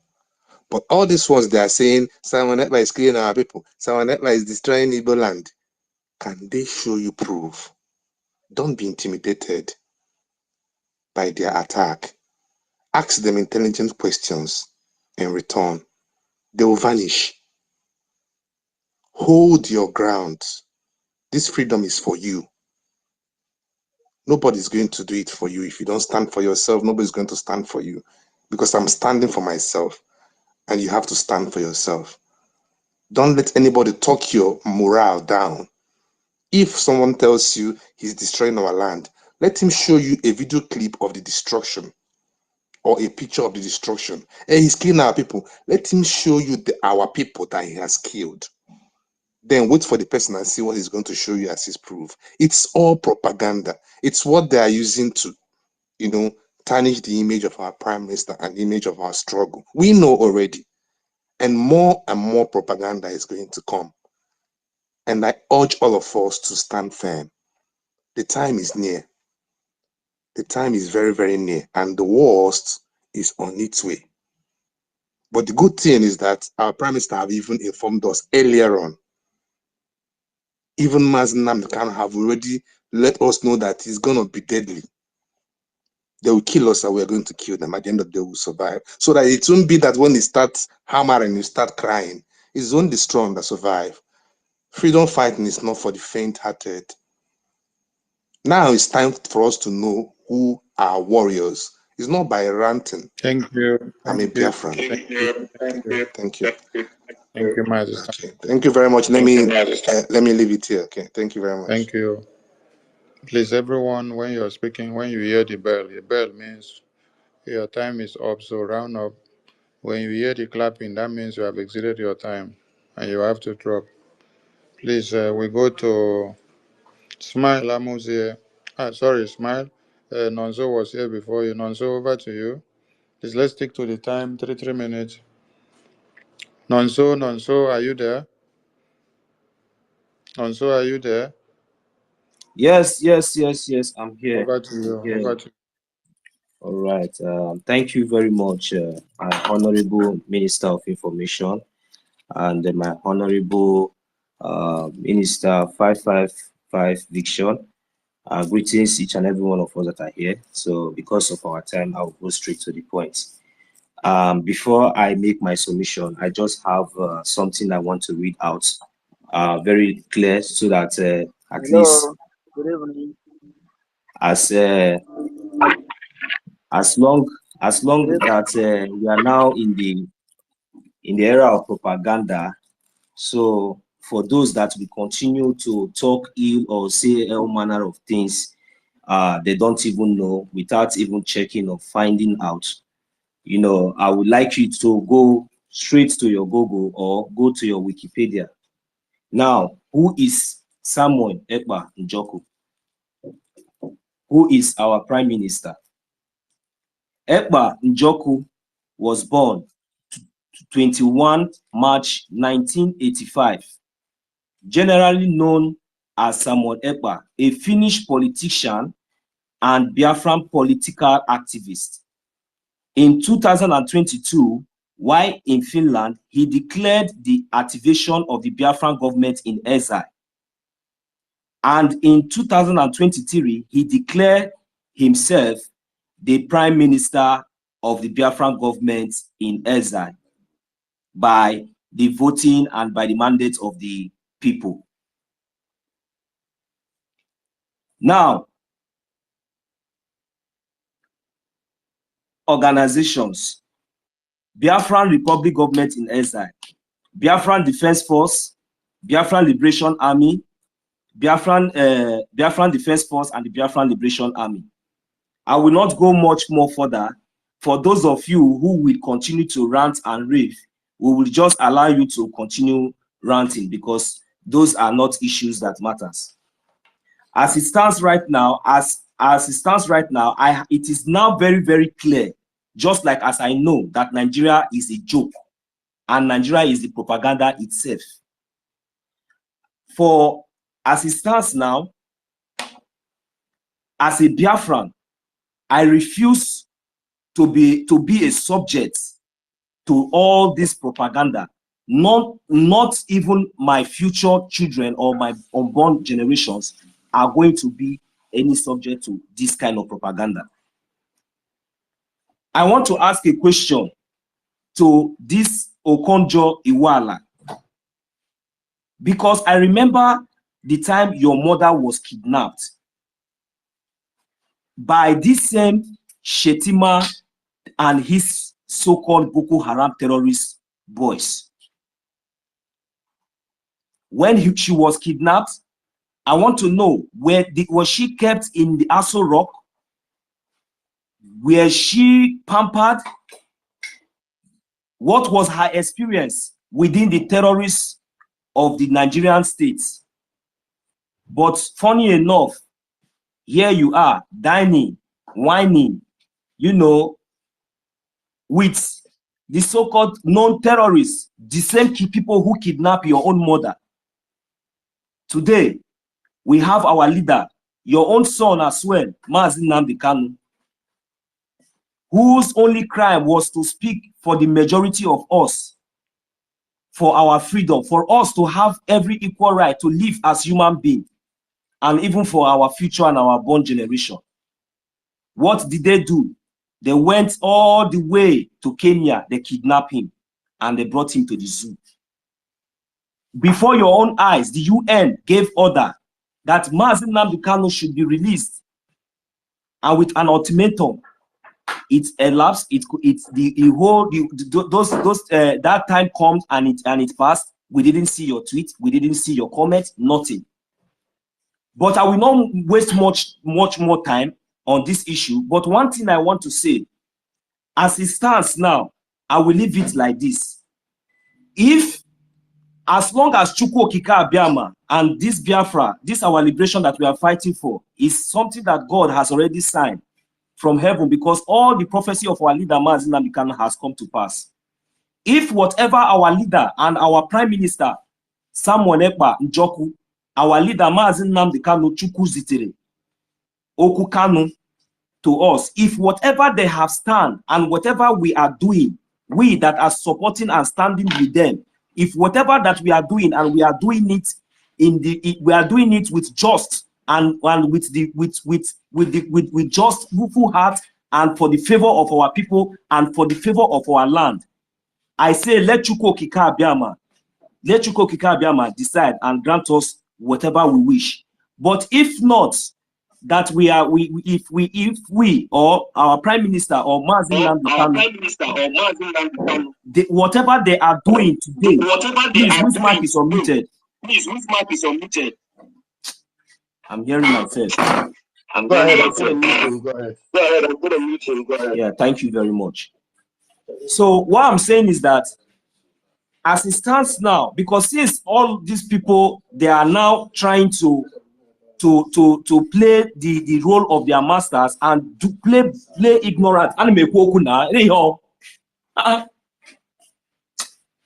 Since these people are trying to play ignorance, that they are not seeing what is going on, even when their own son has been kidnapped and nobody is speaking, and the only person who is doing the needful for the release of our leader Mazi Nnamdi Kanu, and they now turn back to say no, that person is not doing the needful. I say let Chukwu Okike Abiama judge. Let the gods and the ancestors of our land arise and judge. It doesn't really matter whatever power, whatever position that you think you obtain today. But I am telling you that whosoever that his or her hand is clean and stand with justice and with truth, which our leader Mazi Nnamdi Kanu has told us, that he will use nothing but the truth to destroy the zoo. Your propaganda will never sell. I will yield my mic for now. Thank you very much. Thank you, Mwacheneke. Thank you. Stanley has spoken already. Stanley, so you relinquish the mic for others to be able to come up. And Nonso also has spoken, so Smile over to you. Yes, greetings everybody. Yes, to the honorable members, Minister of Information, and then also the Deputy of Minister of Information, and then Vision 555, all the whole honorable members. I thank you people so much. One thing that I am so much happy of what is happening and what is going on, because at the beginning, our leader Onyendu Mazen Namde Kalo reminded us and also tell us to be effective in the media, because media was one of the what they use to rob our fathers and those that started this battle ahead of us. Because of lack of media, so a lot of things went wrong and then wasn't um, you know partly against us. And then today, since the time Mazen Namde Kalo bring all of us start up this mission again, and then we'll be able to discover. And one of the things that then His Excellency Mazi Simon Ekpa was in the area of media. If and every one of us can remember how he started through media, and since then we can see the changes and the great things that is happening. So uh, what happened through from Dr. Ngozi Okonjo-Iweala are the people that concord those nonsense and then dish it out, thought that they were dishing out hate. They were demonstrating their hate, their shame, and their humiliation. It is for them, because it's not for us. Because at the end of the day, it have just it have just become an open door. It's a very great open door to this media, because one thing is, in the media, for me, there is no negative and there is no positive in the media. Everything algorithm only specify the algorithm only talks about how many times this situation have been mentioned, the name of our prime minister have been mentioned, and the name of Biafra, situation about Biafra have been mentioned. So at the end of the day, each and every day, even if we have not, even if some of the major medias are still shying away to talk about Biafra, but in the last previous years, Biafran issue have dominated and have taken over the social media, and through that, some of the major.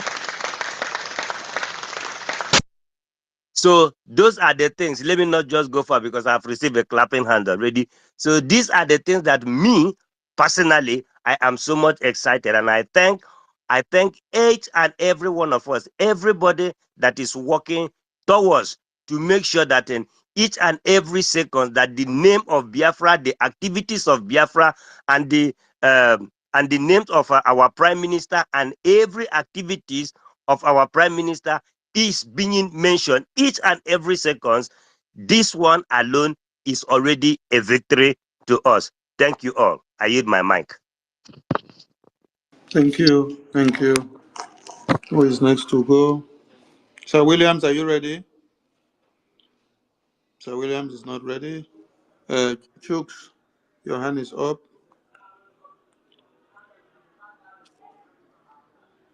Chooks Gomez, your hand is up.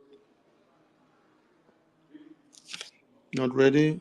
Okay, United States of Biafra, over to you. United States of Biafra, Uh, over to you. yes, my able information minister, I greet you. Special greetings to every Biafran on the space. Our own Moses Raphael, Ajere, Honorable, and Honorable Vision 555. I greet every one of you and all Biafrans on the space. Special accolades to our Prime Minister and a very special love to our leader, Mazen Namdekano, and all our defense forces who are protecting our land, putting one or two together and putting two on two, 3 on 3, 4 on 4, 5 on 5. You know, yes, we are so happy because of the great thing that we are doing. Just like one of the great man said something. He said that in the first, they are going to ignore you when you start.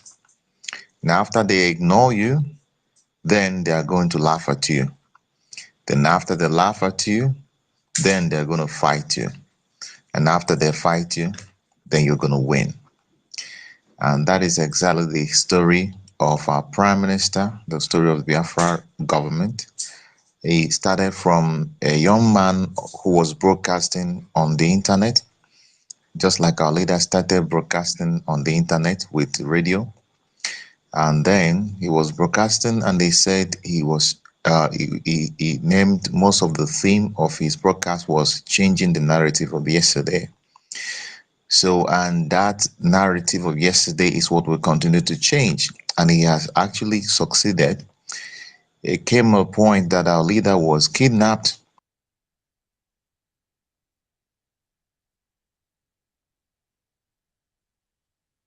What's happening? Did we lost him?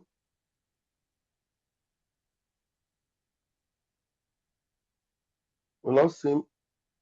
Am I the only one that cannot hear? We are not hearing him. Oh. Okay, we lost him. All right, and I think Madison is having a challenge with the network. All right, we'll give you the microphone. I, I, Adanjuo Ebere, please grab the mic. Adanjuo Ebere, please. Adanjuo Ebere, can you please unmute yourself? I think even him, Adanjuo Ebere, has been kicked out. We have Ifai.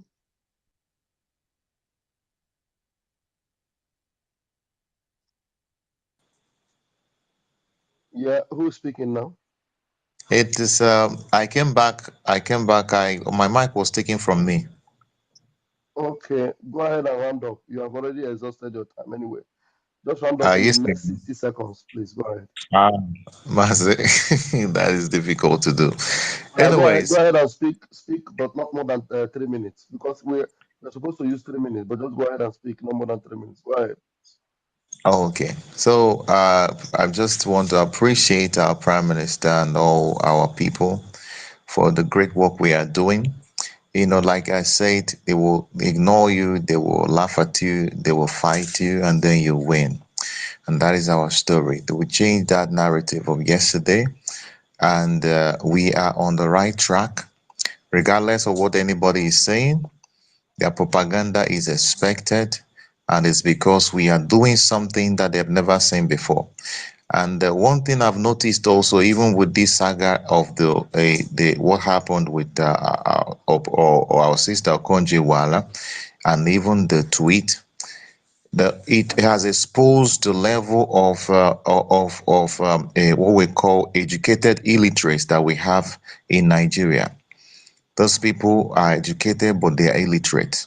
You know, if you look at that tweet, somebody that that is properly educated will be able to dictate that that was a fake, because there is no time duration. Every tweet has a time duration. Even the tweet she made to actually debunk it has a time duration. But I understand that these things are happening because the Chukwuka himself wants to use all of them as they are trying to kick the Nwawo. They are helping to lift Nwawo. So while they are kicking the Nwawo, they think they are kicking the frog. They don't know that kicking the frog, you're actually lifting the frog and you're helping it to get faster and quicker to its destination.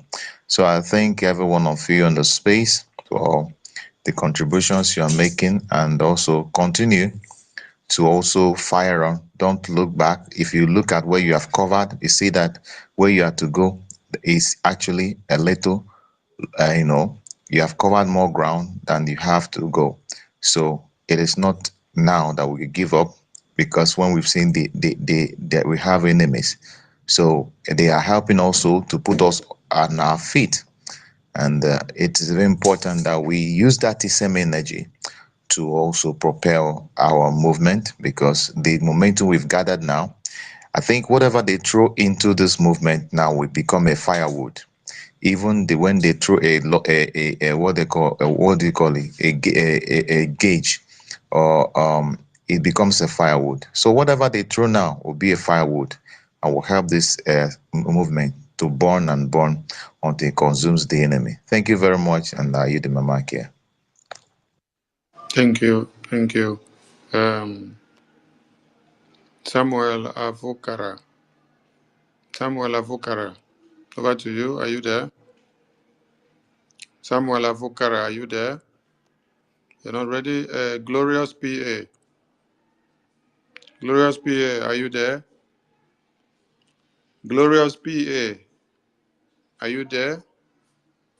Chooks, over to you. Chooks Akoma is it? Over to you. Thank you, my people. Am I coming out? Yes, we can hear you. Thank you, our Honorable Minister of Information. Pastor Vam, Vision Welcome. 555. I salute everyone. Our great Prime Minister, I'm very grateful for your sacrifices for our life, our generation. When you do, God will continue to strengthen you. You are our champion. Hi. Where would I start? Let me start from the last 2 days sit at home that happened. That was the whole place was totally under lock and key. I want to tell many propagandists and our enemies, our Prime Minister did not declare that seat at home. And the IPOP Nigeria claimed that they did not declare the seat at home. Somebody declared the seat at home. I want to tell them that they know that many people want us to be having seat at home, that Onyenduma and Nnamdi must come out. People who are not recognized as IPOP, people who are not recognized as our government, declared seat at home. And everybody, every institution went in. They should know that there are thousands of people who are ready to come out and say, Oyendu must come out and Biafra must come. 2, I want to tell our people, freedom is never easy and will not come easy. They'll be shouting, you are suffering the people you want to save. Yeah, you are killing the people you want to save. I want to remember, many of us here who are Christian, when Moses came down to Egypt to save the people of Israel, many of them were totally against Moses. In fact, they told Moses, since you step your foot in this land, our problem, our suffering, our labor escalated. Our pains increased. Freedom is not free, and is also will never come without your brother not liking you again. But when you get it, they will say, now I know where you are going. The Bible will say, na nwata na-azọ nke ya, ọbara ajọ nwa. mana ọzọta ya bụ ezigbo nwa. Remember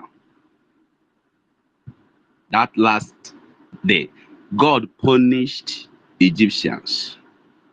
Remember, Israel, they were not free from receiving some bliss of what is happening. They have some persons whom they are in short mind with. Their heart was touching and breaking them and escalated their problem. The last night they were in Egypt, God told them to kill the lamb and put the blood on the doorpost. Remember, God did not tell them, I have provided money. Remember, they were people they were all enslaved. They were all slaved. They don't have this say of their own. Yet God told them, go and kill a lamb. Each family. Remember, that lamb, God Agbaraha, and somebody will give you a lamb free. They bought the lamb. A slave is not authorized to have his own or her own ram. They bought the lamb, each family. In other words, they made huge expenses. Remember that time, ram. You know what a lamb is now in our own time, even though it's not much in sacrifice, but it's still in high cost. Every family did expenses for them to put a blood on their doorpost and to make the feast in the night. So freedom is not without a sacrifice. It's not without a disturbance. It's not without pains. Many of us, we are Christians.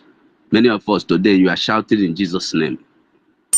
I'm a reverend in Anglican Church. Oh, my time is up. We must. Just round up. Just round up. Round up. Round up. A woman suffered.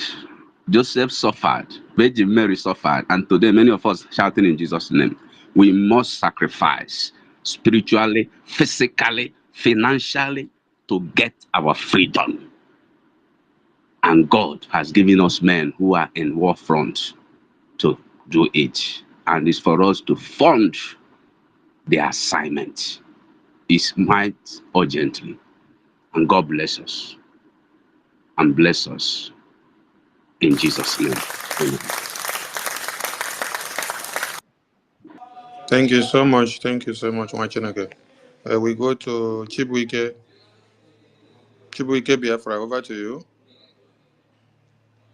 Okay. Chibuike Good evening Biafra, from grab the here. mic. Please, am I coming out? Yes, we can hear you. Right on, please. Okay. Good evening, Honorable Minister Information and Deputy Minister and Honorables 555 with other ministers in the house. I greet everyone. Today the topic is saying emergency break media press. They say more propaganda ahead. We are in the last days, and they said whenever the days will become more tougher, the struggle or the liberation will become more tougher, more arrows and everything will be coming on. So Biafrans are standing still. Our leader Mazi Nnamdi Kanu, I greet our leader to Mazi Nnamdi Kanu wherever he is. Okike will continue to hold him strength because he is one of the bedrock of this our freedom. And our prime minister, the man himself that decided to stand out to end all this rubbish that have been going on for more than 100 years now. So, Biafrans, we must be ready for more propaganda that will be coming. Our prime minister said that, I think last month, he said, wait for the propaganda that will come. More propaganda, and we will get even more delicate one from next month. But we must be ready. Our leader, Mazi Nnamdi Kanu, has prepared us. It took for many years to prepare us when he was saying that we must be mentally ready This is the time he's saying all these things. He has prepared us already. And it's not time for us to stand and see to the end. We can't go back and we can't stand still. We must continue moving. And for those of us who are still wondering whether this thing we are doing is real or joke, my brother, wake up. Wake up and join the moving train. It's either you are in or you are out. Then stay outside and watch us to get this freedom. The declaration of Biafra, independent state of Biafra, will happen next month, 2nd December. We must see to the end because Nigerian government are not resting. So we too, we are not resting too. A lot of propaganda will come in. A lot of things will happen, but we must stand still. No matter the kind of news that will be breaking out from right now going, we must be mentally ready. Let no one lose his mind because of what is coming to happen. You know, these things will happen because the enemies does not want us to get this freedom. Because remember, we are fighting, we are dealing with internal powers and external ones. So they are putting in everything. They have seen that the freedom is coming. There is no way they can stop it. The only way they can stop it is to put confusion in your mind and for you not to move forward, which they have failed, and they have failed woefully. So and we are all encouraging our brothers, our sisters, Biafran all over the world, those of us in homeland, whatever you are doing, stand still. We know things are hard. Yes, things are hard, but it's the sacrifice that we are saying. Yes, it is very hard. We understand you. But that hope or that belief that there is Biafra, that should quicken our mind. And for the effort who our ancestors has put in from 1967 till now, we can't put them in veil. The blood that have been shed because of Biafra, we can't put them in veil. We must stand still, put our eye on the rising sun, because freedom is the real thing. The biggest propaganda will come. There are some news that will break out that can deviate your heart or deviate your mind. You must not fall for it. You must stand still because of this freedom is coming. I really appreciate those that have stand. Yes, thank you. Those that are putting effort in funding, in preaching, in debunking, in pushing back every negative thing. We really appreciate you. We say keep on standing until freedom is finally achieved. Thank you so much. I rest my mind. Thank you, Machineke. Chinemerem, are you ready? Chinemerem, are you ready? I think I've been here for a long time. Ifeanyi Chukwu, take the mic. Yes, I'm ready. Okay, fine. Chinemerem, wait for Ifeanyi Chukwu. Ifeanyi Chukwu, go first. Oh, Minister of Information, good evening. Deputy Minister, good evening. Prime Minister, wherever he is, and all of you in the cabinet of Biafra government, I want to sincerely thank you all. I always like to listen to you people, and even with my wife, anytime you want to talk about Nigerian news before her ears, she will get agitated and ask me why telling me this. But if I tell him about the Biafra news team, she loves to listen very well because it's a good news coming from that side. We have not seen it this way. And that's why I'm thanking you people, because it's a new hope. There's no hope where we are living. So we're seeing a ray of hope coming from another side, like a stone cut from nowhere. So I'm very grateful for all that people are doing. Forget about their propaganda. Propaganda will come. It's just like a woman who is pregnant too for 9 months, coming to the point of delivery. There's need of energy, a great strength to deliver. And at that point, pains will increase, sorrows will increase. But the woman, even in that sorrow, she's hopeful. She's very hopeful that something good will come out from this sorrow. So that is how I'm seeing the whole thing. All this propaganda is a sign of defeat of the opposers, the oppressors, the enemies. Because if they had known what to do to stop the move and what is coming, they would have stopped it. But because they have tried all their best, they couldn't do anything. So they resort to propaganda, meaning that they don't know anything. Propaganda is just like silly, it's just like a common, just like abuses as silly, tweeting the truth, tweeting the truth, turning it upside down, because it's just like somebody, you want to fight somebody and that person beat you so that you are now tired. Now you're now saying, come and beat me again. Come and beat me again. Iroki Sigede, Isi Okporoko, Isi Ako Ibo, idiot. That person is just expressing a kind of a sign of defeat that he can't do much again. So at that point, and I'm trusting God that He will help our Prime Minister. It's not easy to face this monster called Nigeria. And the worst of it is your people, when you want to save, then don't even understand you. Also fight, also joining the enemy to fight you, leaving the main thing. You see, I call this thing reaction. Action of 100 years and the reaction of just 2 years. People are now bombarding the reaction. Their reaction is to save us. The action had been there.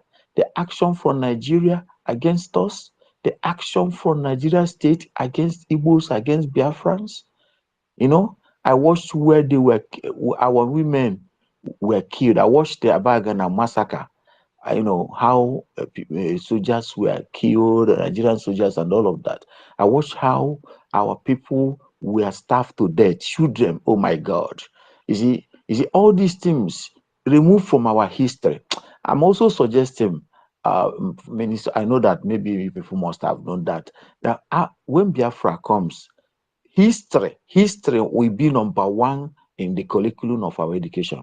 They will teach our children how everything happened, because Nigeria, is hiding all of these things. Because if our people understand and know what happened, nobody will criticize someone Ekpa for what he's doing, or even in Kanu.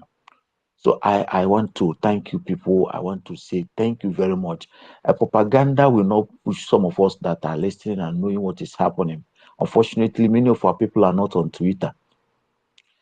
Some of them are just watching Facebook and all of that. And we're trying our best, doing all we can secretly like that to propagate it and tell people that this is what is happening.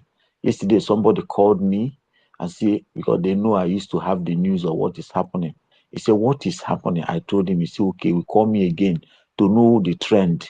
That he always loved to know the trend. He's an elderly man who experienced the Biafra war and all of that. So he's always eager to live and see Biafra come. So thank you very much, and God bless you all. I want to also bring this information to your notice. There's one guy called Harry, a capital H, Harry, Harry, always criticizing Prime Minister. Is now on space, on X space right now. You know, galvanizing and saying a lot of manner of things. I just went into his space. I had it, and they couldn't allow anybody that want to counter what they're saying. I think he's paid. Maybe the media will face him to. He's also posting the wife. Is it a wife or ex-wife? I don't know. Of Prime Minister. Please take note of that. Thank you very much. Thank you, Anya Chooks. Chinemere, move over to you. Chinemere. Yes. Honorable Minister of Information, I greet you. I greet our Deputy Minister of Information. I greet everybody. Our Prime Minister. You're a great man. Kudos to you, and may God keep on protecting you. And our supreme leader, wherever you are, the hand of Almighty God never depart from you. He said, and to our our topic this evening about the passing of the breeding that these nomadic Fulani people that British amalgamated us to belong to, or to be one of them. It will never be well with them, with those British that did that amalgamated us to be called Nigeria. It will never be well with them. These people have so much balls that they can read pass that reading for the first time and also trying to pass it for the second time, that Nigeria should add a Sharia law into their system, and nobody is talking. If we Biafran agitators are not talking about it, you will never see people gathering those illiterate, useless fools. They will not host a program or space to talk about it. Apart from us, nobody else will talk about. You will not hear it anywhere. It will not make a wave in the media. But can you imagine, just 2 days ago, someone wrote some trash. Even the alphabets, sensible person will see that the alphabets are not well organized. The editings were just useless editing, and people were sharing it. Many people, it caught the attention of many people. But the important thing, the main thing that is happening under their shoes, under their eye, they are seeing it. It is happening live. They will not talk about it. I pity for Nigerians. And this is exactly why our supreme leader Mazen Namkal used to say, black people are useless. Black people are useless. This is the reason. They want to add Sharia law into a secular country. You said you are in a secular country, you are using secular law, and they want to add Sharia law into it, and nobody is talking.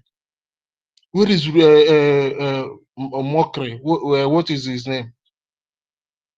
The guy that is running away from Nigeria, trying to please Tinubu to come back, saying that our people that killed more than 60,000 Nigerians during the war they went to kill our brothers from the other side. Only propaganda is what they are good in. And shame to our sister Ngozi, not Ngozi, Ngozi Okonjo-Iweala. Shame to you. So all this while we are calling your attention on the massacre that is going on in our land. You are seeing it, but you are ignoring it. Shame to you. According to you, I watched one of your interview when you said that during the Biafra war, you didn't attend school for 3 years. The Biafra war stopped you from going to school for 3 years because of the killings of the Nigeria are doing to your people. You mentioned some of your siblings that died during the war, and today the same thing is happening, more than what happened that time, and yet you are mute. And thanks to you, thanks to all of us here, especially our honorable media director, minister. Thank you so much. Thank you to our prime minister, because this thing that happened now have shown us that every tweet that we are all making, they are all seeing it. But because of their long throat towards money, because they cannot stand on what is right, they choose to ignore it. But these fake news have now brought them all out. They are all out. We have now witnessed that they are seeing everything that we are doing, but they choose to turn blind eye. P2B was forced to come out and apologize, even when nobody asked him to apologize. He started explaining why he wish go on happy birthday. Can you see a foolish man? Huh? You are trying to please us after disgracing yourself. May God put all of you in shame. Thank you so much, my deputy minister and the honorable minister of information. Thank you so much. 555. I greet all of you. I yield my mic here. Thank you so much, sirs. Thank you, Wachineke. Thank you. We go to Samuel. Samuel Afukara, are you there? Samuel Afukara, are you there? Glorious, are you there? Glorious PA, are you there? Martins, over to you. Martins, over to you. Martins, over to you, Martins.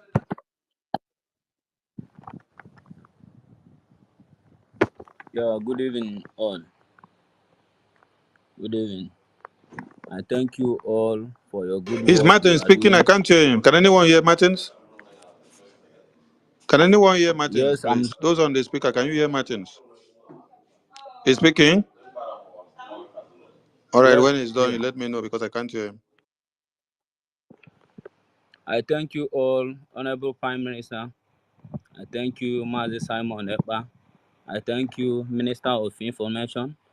I thank you, Mr. Van Van Van. I thank you, 55 Vision. I thank you all for your work you are doing. You are doing a marvelous work. May Chukwu Kabiama guide you all and protect.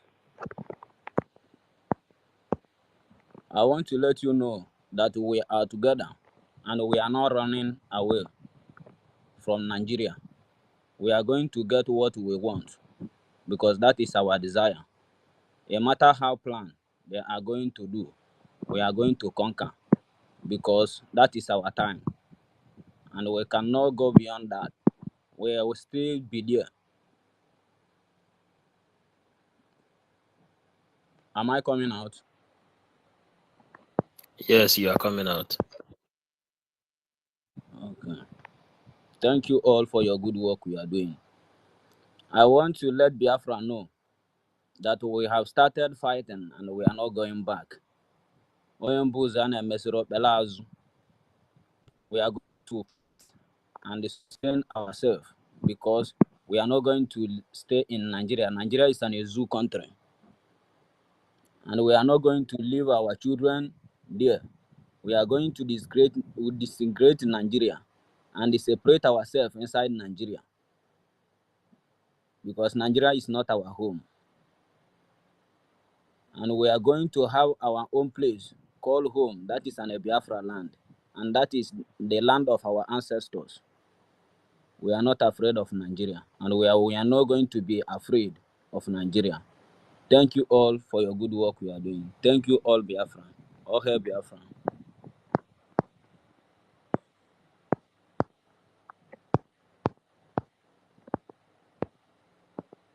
Yeah, well, Madison, he is finished. Okay, thank you. Who goes next? Biafra is here. Over to you. Biafra is here. Over to you. Are you there? Biafra is here. Are you there? Not ready. GD over to you. Thank you so much, and good morning from here, the house. Thank you so much, our Minister of Information, Media and Communication, the Honorable Sonny Aparawa. Good morning from here. And our co-host, 555 Vision, and our brother, Rafael Shiamaka Ejeria, Van Van Van. I greet each and everyone from here. All protocol observed. Greetings to the House, all honorable members of the Cabinet of Republic Government in Exile, friends of Biafra, and the enemies of Biafra on this space. Thank you so much. I just have a little sleep. It's not even 4 hours. I finished my program of 5 hours or so. I woke up to see this space. Thank you so much, our minister, for bringing this up. The propaganda that the terrorist state of Nigeria is bringing, we all know that is coming. The prime minister have warned us a couple of weeks ago, I think a month ago or so. But at the end of the day, this propaganda will not even hold water because from get-go, it's all about Nigeria. That is what they weren't expecting what is going on with the government of Biafra at the moment. That's what they kind of try to catch up. But it's not working, as you can see, because the government of Biafra have done the damages already before these people even know it. There is no single office in the world at the moment that Nigeria is going to present a case that Biafra have not lodged a case already. According to the Prime Minister, we have more than 500 doses waiting for these people in any way that they got, even at the one in the AU Banjo Court. As stupid as Nigeria is, they went and thwarted that letter that already be fired. That's something, actually, that was a trap that the Prime Minister have set for Nigeria, and they fall on that. Because they knew they would have even better off just keep silent, because that's what the government was expecting. But the worst case scenario is for them to go and actually withdraw that letter. And what happened in terms? Remi Tinubu went and give AU 1 billion naira of your money just to say thank you. And as stupid as they are, they thought that actually our liberation or restoration of independent state of Biafra lies with the AU court. It's not. It's just partly here we Kwakanozo. You know, the government is doing it legitimately to make sure that every nook and corner is covered, so that after the 2nd December declaration, there will be no excuses. So when anyone comes to defend Nigeria, the government of Biafra will be giving them evidences one after the other. Because of the time constraint, I will just make it a quick one. Guys, we all understand that the Biafra Liberation Army, all Biafra Defense Forces, they are fighting to defend the motherland. Unlike those people that are serving Nigeria, they don't know what they are fighting for. Every single soldier, you will see a lot of videos making around the social media. They are complaining. There was even one couple of months ago that he said that his transport is 70,000, 50,000. And then the transport for his salary is 50,000. Then the transport, 30,000 going or something, 30,000. He will spend even more than that. He decided, you know what, he's not going home. This is the situation actually that is happening. The other time is one that have soup with, I don't know which kind of, whether semovita or something, or semolina. There's nothing. The soup is just like water. This is what they are feeding them. It's always bad because they don't know what they are fighting for. Always you heard from the Musa and his colleagues that the Nigerian soldiers have low morale because they don't know what they are fighting for. What are they defending? What are they fighting for? They are not, the Fulanis are not indigenous. And what are you defending? Nigeria is not a country. It's a contraption. It's a company that was turned into a country. It's a fraud from get-go. Unlike the Biafra Defense Forces, they know what they are fighting for. These are volunteer armies, just like what we are doing here. They are volunteer armies. They understand. They are defending the motherland.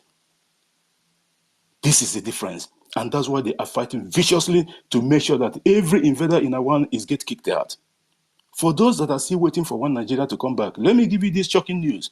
In April early this year, the International Monetary Fund forecasted Nigeria economy to grow 3.3%. Guess what? Just in July alone, they downgraded it to 3.1%.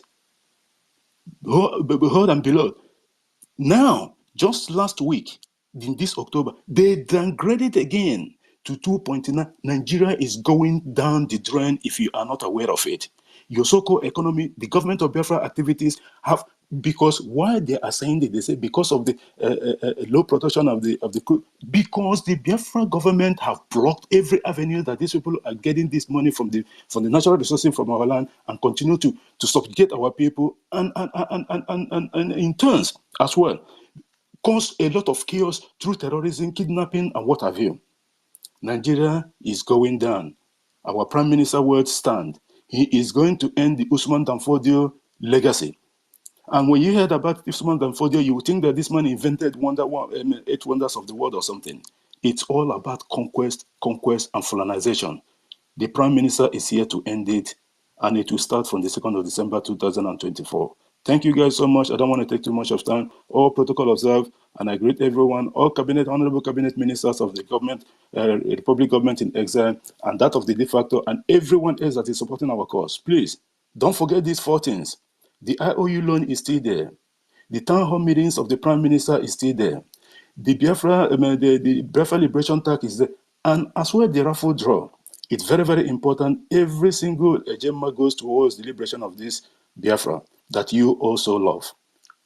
Do the needful and let us, the government, get us Biafra. And I thank every one of the cabinet members here that voted in regards. This is again in protection of the Biafran people, because this government agenda is Biafra people first.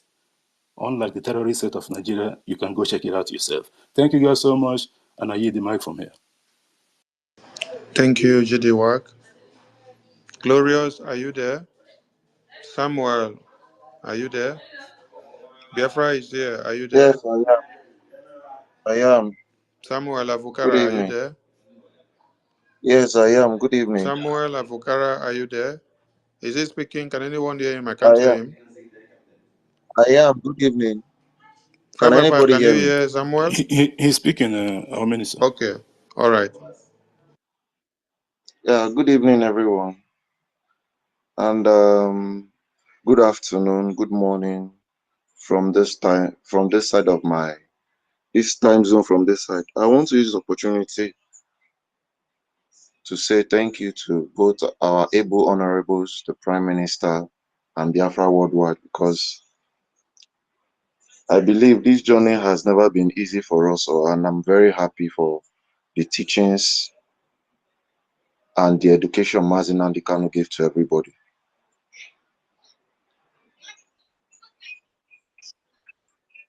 So my prayer goes to everyone that as long as everybody stands on the path of truth, we will definitely conquer. They might try as much as propaganda to all of us, but I believe as long as we stand on those truths, we will surely scale through. December declaration is sacrosanct. No matter what they do, there's nothing they can do. They've all lost. They have all lost. And there's one thing that I'm so happy about is the bill that was passed yesterday that I saw concerning the release of Mazina Nikano and every other Biafrans in detention. Honestly, I don't know. I've been waiting to hear that for a very long time. So when I heard the news yesterday, I was so happy, and that made my day yesterday.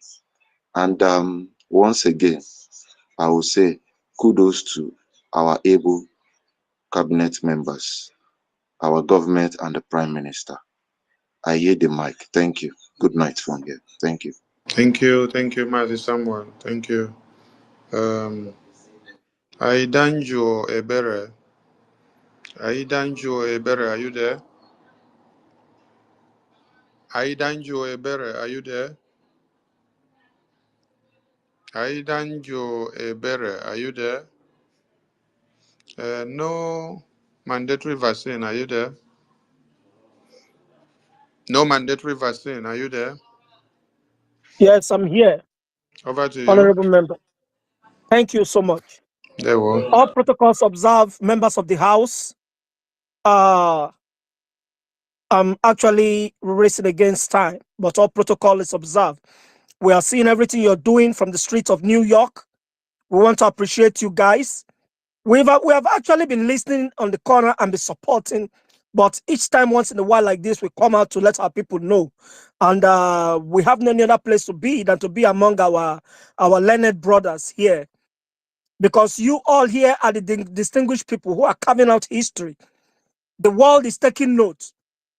We all must realize what Ojukwu went through, and we must not allow it to happen to Nnamdi Kanu. Neither must we allow it to happen to Simon Ekpa. And this is why I give every one of you kudos. And to the men on ground, I give every one of you a heavy kudos. We must know that this same tactics was employed by the criminal ruling elites in the British Parliament, because we have made to understand that each time we take our grievances against the British, it is not against the British people, but each time these people come to rulership, just like the corrupt Nigerian politicians, they intend to know that, oh, okay, so oil companies can even send money to our account as a white man. So they are in support of the criminality going on. So what am I saying, my brothers? These same criminal journalists, who are original prisoners in Europe, are employed to act as journalists, and they went into Sao Tome during the war. These people pretended to be in the hotel where the German pilots helping us, volunteer pilots from the US assisting us, Finland pilots from Finland assisting us, assisting the Biafran forces to bring in food and relief materials. These men, these prisoners, these British prisoners acting like journalists, when they are the one gathering information and sending it straight to the British House. That is how they knew that, okay, under the cover of bringing in relief materials, our able and honorable leader, His Excellency Dim Odumegwemeka Ojukwu, the great warrior, was our pilots, our volunteer pilots were using it to bring in, to also use it to bring in catapult and knockout. You guys understand? These same people pretending as journalists, they are the one.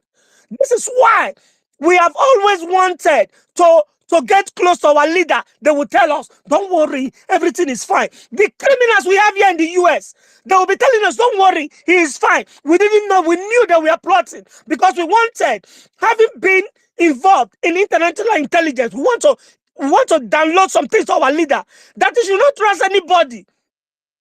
Our leader was moving up with clean church mind. You don't need it during struggle, during war. That is why we are fully in support of Simon Ekpa. These people are evil. These Nigerians are evil. We need to shut down the airport. Now, these journalists, we must be careful of journalists. Now, we should not, this is just the beginning. Imagine now the future. Let me fast forward 9 months in future. Now, we Biafrans, we see the future. Look at the news now. Breaking. Biafrans reject the arrival of United Nations forces. The same people, once they see that, oh, why are you people rejecting the United Nations forces? Oh, they're against United Nations. Oh, United Nations will kill us. It is a lie. The United Nations are the gangsters of these same ruling criminals. We should be careful for further propaganda. They are coming. And anytime, I use this opportunity to say, anytime any foreign forces land, we, the silent forces from everywhere, we will come in. From African countries, from abroad, we are coming in with our money. We will come in to fight this war once and for all. That is one. Two, anytime CNN, they will soon go in. Al Jazeera, they will soon come in. These are just individuals doing their using app to manipulate tweets. We should be ready for mainstream media, international media, which we are ready for them. That is why we will come out with our fire. Mad people everywhere. Thank you so much. I yield my mic. Thank you, Wachineke. We go to Wankwo. Wankwo, are you there?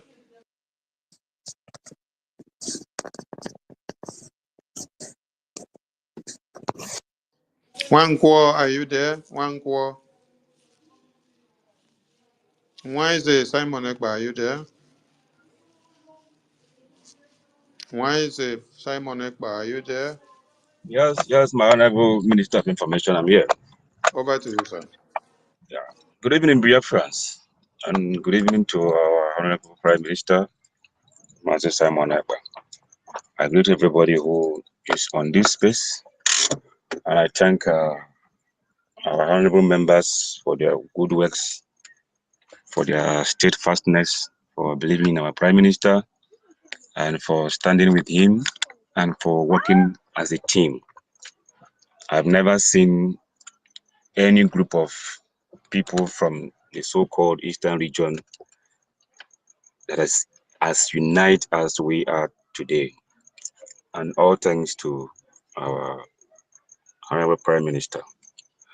I want to speak on this issue of this forged or Photoshop tweet from unknown face.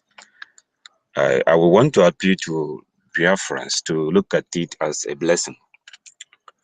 And instead of insulting or abusing our sister Ngozi Okonjo-Iweala, we should see the positive side of that tweet. And we should see the kind of caliber of people that are following her. And the number of people that have viewed that her comment. I would like to suggest that we should tune down the way we talk, the way we talk about her using abusive words. Because for me, she have really helped this struggle to move forward in disguise. She may be thinking that she want to take herself out of what we are doing. She's going to let herself, she's not part of this thing we are doing, but not knowing that our ancestors deliberately brought her out from her hiding place and exposed her to the whole universe. And all the comments I think is favoring this course. And I also want to wish to suggest to the government of Biafra that her response should be framed, and the response of our Prime Minister should be framed and keep in our museum. We should never forget about this comment from her, our sister Ngozi Konjishwa. We should use, in fact, in our schools, in history schools, it should be one of the things that we should be in our minds, or in our future kids or our kids. You know, and again, that video of that young man that make that video of sit at home, please, I want to also suggest to Biafra that we should save that video, because for me, that video also contributed positively. And the response of our Prime Minister a day before that sit at home. Please, we should take note of all these things and document it for future purposes. For me, that human being that make that video, thinking that he's going to use that video to destroy what we are doing, have actually helped what we are doing. That sit at home recorded the best sit at home ever. Everyone is talking about that sit at home. And for me, I see it in that angle of whatever you can do to get Biafra, do it. And for them that make the video thinking they want to bring what we are doing down, not knowing that they're hurting us. So, like we always say, that we hear more. So there are spirits who is also fighting with us, bringing this kind of people out to speak up, to do one or two things in order to undermine what we are doing. But at the end of it all, it turned out to be positive. It turned out to be, good for the cause or for the struggle. So while throwing away those bad things and those people that brought those bad things, we should also take those good things that those bad things generated from and move on with it. So I also appeal to our fighters, even if they see that man that make that video, please, we should preserve him and use him for lesson in future. During this period, this is what happened, and person like this, someone like this, make this comment, and look at what happened at the end of the comment and the whole thing. So I don't know how to speak much, but this is just my own opinion. And I think every one of you, I think Biafrans, we know the truth. And also, I want to remind our brothers that they should check every information from our Prime Minister handle. Our Prime Minister, even if you screenshot it, you will see follow and subscribe. These are the qualities we should look out for when someone make a Photoshop of a thing. We should look out for that subscription thing on the top, even if you screenshot or screen grab our Prime Minister handle. You will notice that there's always a follow up or follow our Prime Minister if you're not following him, or subscribe if you have not subscribed. So it's very easy for us to know the truth from the lies. Without our Prime Minister coming to debunk this Twitter is not from me. Though I love the way he handled it. He never responded when this whole thing was going up and down.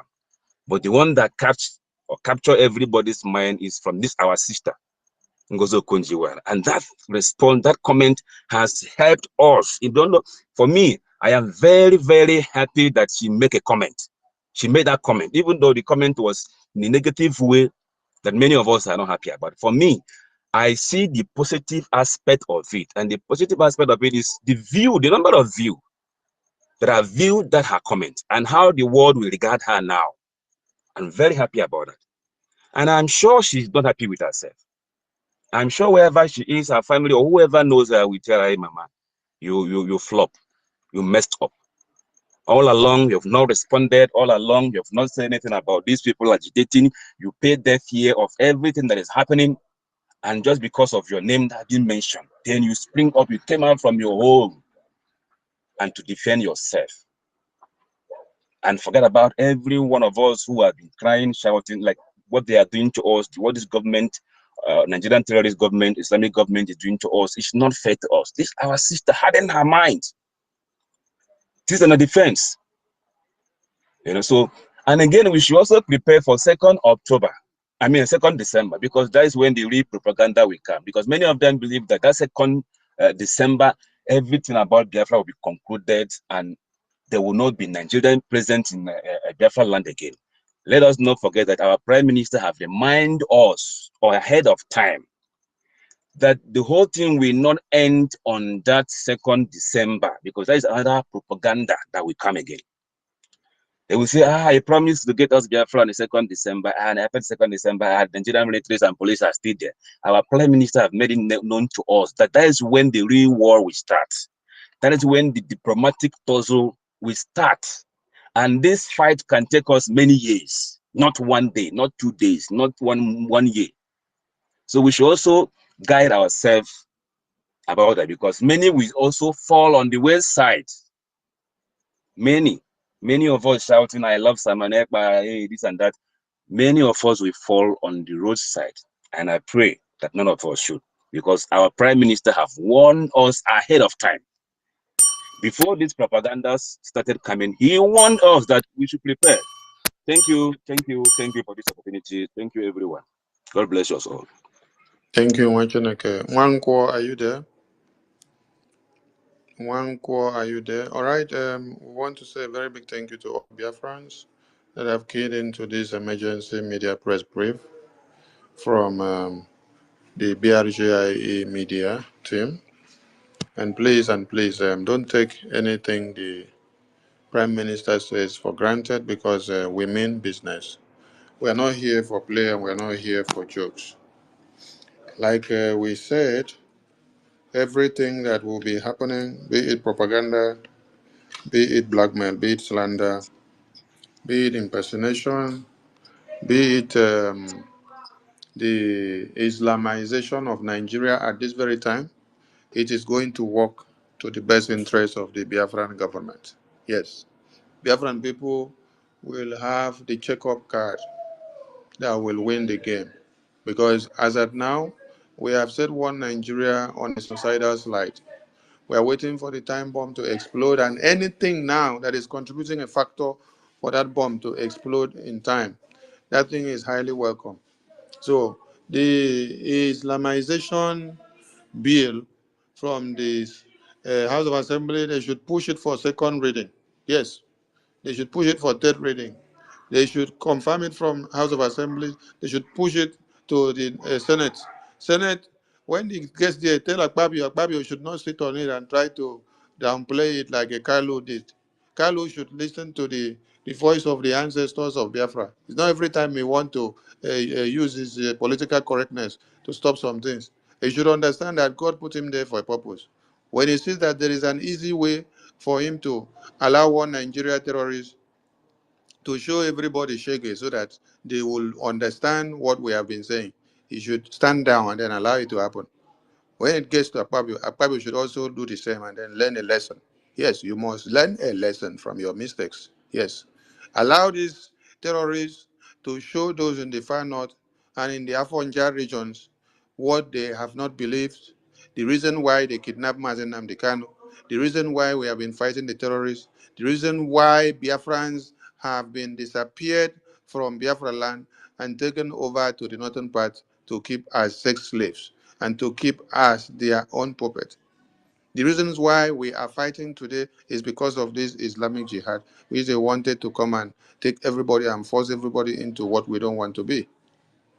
So, if we see that coming out in full force in one Nigeria so that it will help us to destroy Nigeria tomorrow, we welcome it. So please, somebody should send message to Kalu. Somebody should send message to our Kalu in the House of Reps, that is the speaker. Tell him that when he goes back to the house again, he should tell them to revisit that bill. Yes, they should Islamize Nigeria so that all their eyes will open, so that all of them inside that Senate and the House of Assembly, they will start running back to the east to understand that it is only Biafra that is their savior. They will now understand the reason why they must fight to release Mazen Nnamdi Kanu. That is when somebody like Akonji Iweala will understand that the people that kidnapped her mother was the terrorists. That is when she will understand that a mother does not ignore the children in the rain, does not abandon the children in the rain, abandon the children in the forest, while the lions are there to destroy the children. And then only when the lions are coming to her, she will now start shouting Amadioha. No, you're shouting Amadioha when the lions are coming to you as the mother alone. But you did not shout Amadioha when you saw that your own children, which you carry in your womb for good 9 months, were at the mercy of terrorists. So what is the point of you bringing children to this world if you cannot take responsibility of them, if you cannot defend them, if you cannot stand in for them? How can a mother be watching and seeing the dead bodies of babies, children of 3-4 years, children that knows nothing, pregnant women that carry baby in their womb, and then they will just capture them and then slaughter them into pieces, remove the unbirthed baby in the womb, cut the body into pieces. You call yourself a mother, you call yourself a conjuela, and then you see all this, you ignore because it's not you, it's not your name. Today that you see your name, you just came to only speak of your name. You did not even come to speak that you are of the know about the Biafran cause, that you have been seeing the slaughter and the massacre. No, it's all about Nigeria. It's all about protecting the interests of Nigeria so that they will not demote you, they will not remove you where you are. So you only come to defend your name because your name is for Nigeria. Abi? I salute all Biafrans. So if you are a mother, if you are a father, know and remember the reason why God put you there as a mother and as a father. God put you as a mother and as a father to be responsible to your children. You have to be their shield. You have to act like a mother hen. A mother hen will not watch and see an eagle come to pick her children and then will be clapping for them, or will now run away to go and hide, or will now just stand and say, okay, the eagle is not coming for me. He's only taking my children. No. What a mother hen will do is that she will struggle to fight with the eagle to see that that eagle does not take her children. In the case of Konji Iweala, she ignores everything and continues to wallow in money. Enjoy WTO Directorate Office. Then when they only call their name, oh, they have come to spoil my reputation. They have come to drag my name to the mud, so let me come and defend my name, but not to defend your children. It's a big shame. So like we said, everything that will be coming as propaganda will be working positively to this Biafran government. And today, with the nonsense that Ngozi has done to come and defend only her name and then ignore the dead bodies of our children, our babies, and women and men littered everywhere, it has brought Biafran cause and validated the Biafran government and the Prime Minister in a wider volume. Those that did not hear or know anything that were serving in the same offices with her as a WTO director, they have reasons to ask her now, what is it about this Biafra government that was stipulated in that post? What is it about this Simon Ekpa that replied to the post and then the post went extra miles? Tell us, explain to us. Let's see if she can be able to tell those people that there was a genocide exterminated of our own people by the country she represents today. And that after 50-something years and 60-something years, that same Islamization agenda is still at its peak again, and that they have come again with the same template, but with a different strategy of Uthman and Fudu to come and eliminate every one of them, and that as we speak today, they are planning to pass a bill and endorse to implement the Islamization agenda today. We salute all Biafrans. I don't know if my ministers are there. Minister Ajare or 555 Vision, are you there on the mic? Or have you entered the other room? If you're there, just say some words to Biafrans as we call it a day. Please, if you have not spoken, bear with us. Tomorrow will be another day. The media will be at cock throughout this time till December 2nd. We wouldn't be sleeping. Thank you, my minister. Thank you, my able Minister of Communications. Thank you so much. And thank every Biafran that have joined us tonight. It's been a very long one and it's been worth it. Thank you so very much. My last word would be to those, especially those that are holding spaces, just to say we are insulting. They say we are insulting and we are fighting or attacking Dr. Ngozi Okonjo-Iweala. almost everybody I heard tonight and I've been listening to are actually calling her our sister, our sister, our sister Okonji Ngozi Iweala. We have not insulted her. We have not said any bad thing about her. We only draw her attention to the needful that should be done, and we are not insulting her. If we are, we will not be inviting her to our forthcoming convention, which is actually the the center of attraction right now. So we are actually hoping that she will grab that opportunity to come and see for herself. We are not insulting at all. We are just calling her attention to the needful. Honestly, it's not that we are scared of insulting people. Those that come after us, we go after them. We are only saying that she is not has not spoken up, and she decided to speak only to defend herself instead of going to defend her people, which should be the most important aspect of it all. And I believe that those that are saying that we are insulting or fighting her, they will be surprised when because I know she's a very intelligent person and very wise man indeed. They'll be surprised to see her when she will eventually speak up again, that she'll be grateful that actually this good was done to her because it was for the interest of Biafra. Thank you very much, everyone. As I will yield my mic here, bless you all. 555 Vision, if you're there, please take it up. Thank you. Thank you, my Minister of Communication. Thank you, sir. Thank you, Wanchineke. 555 Vision, are you there? Okay, 555 is not there, so we salute you all and we call it a day here. Airborne to the Biafran government, airborne to the Biafran Defense Forces.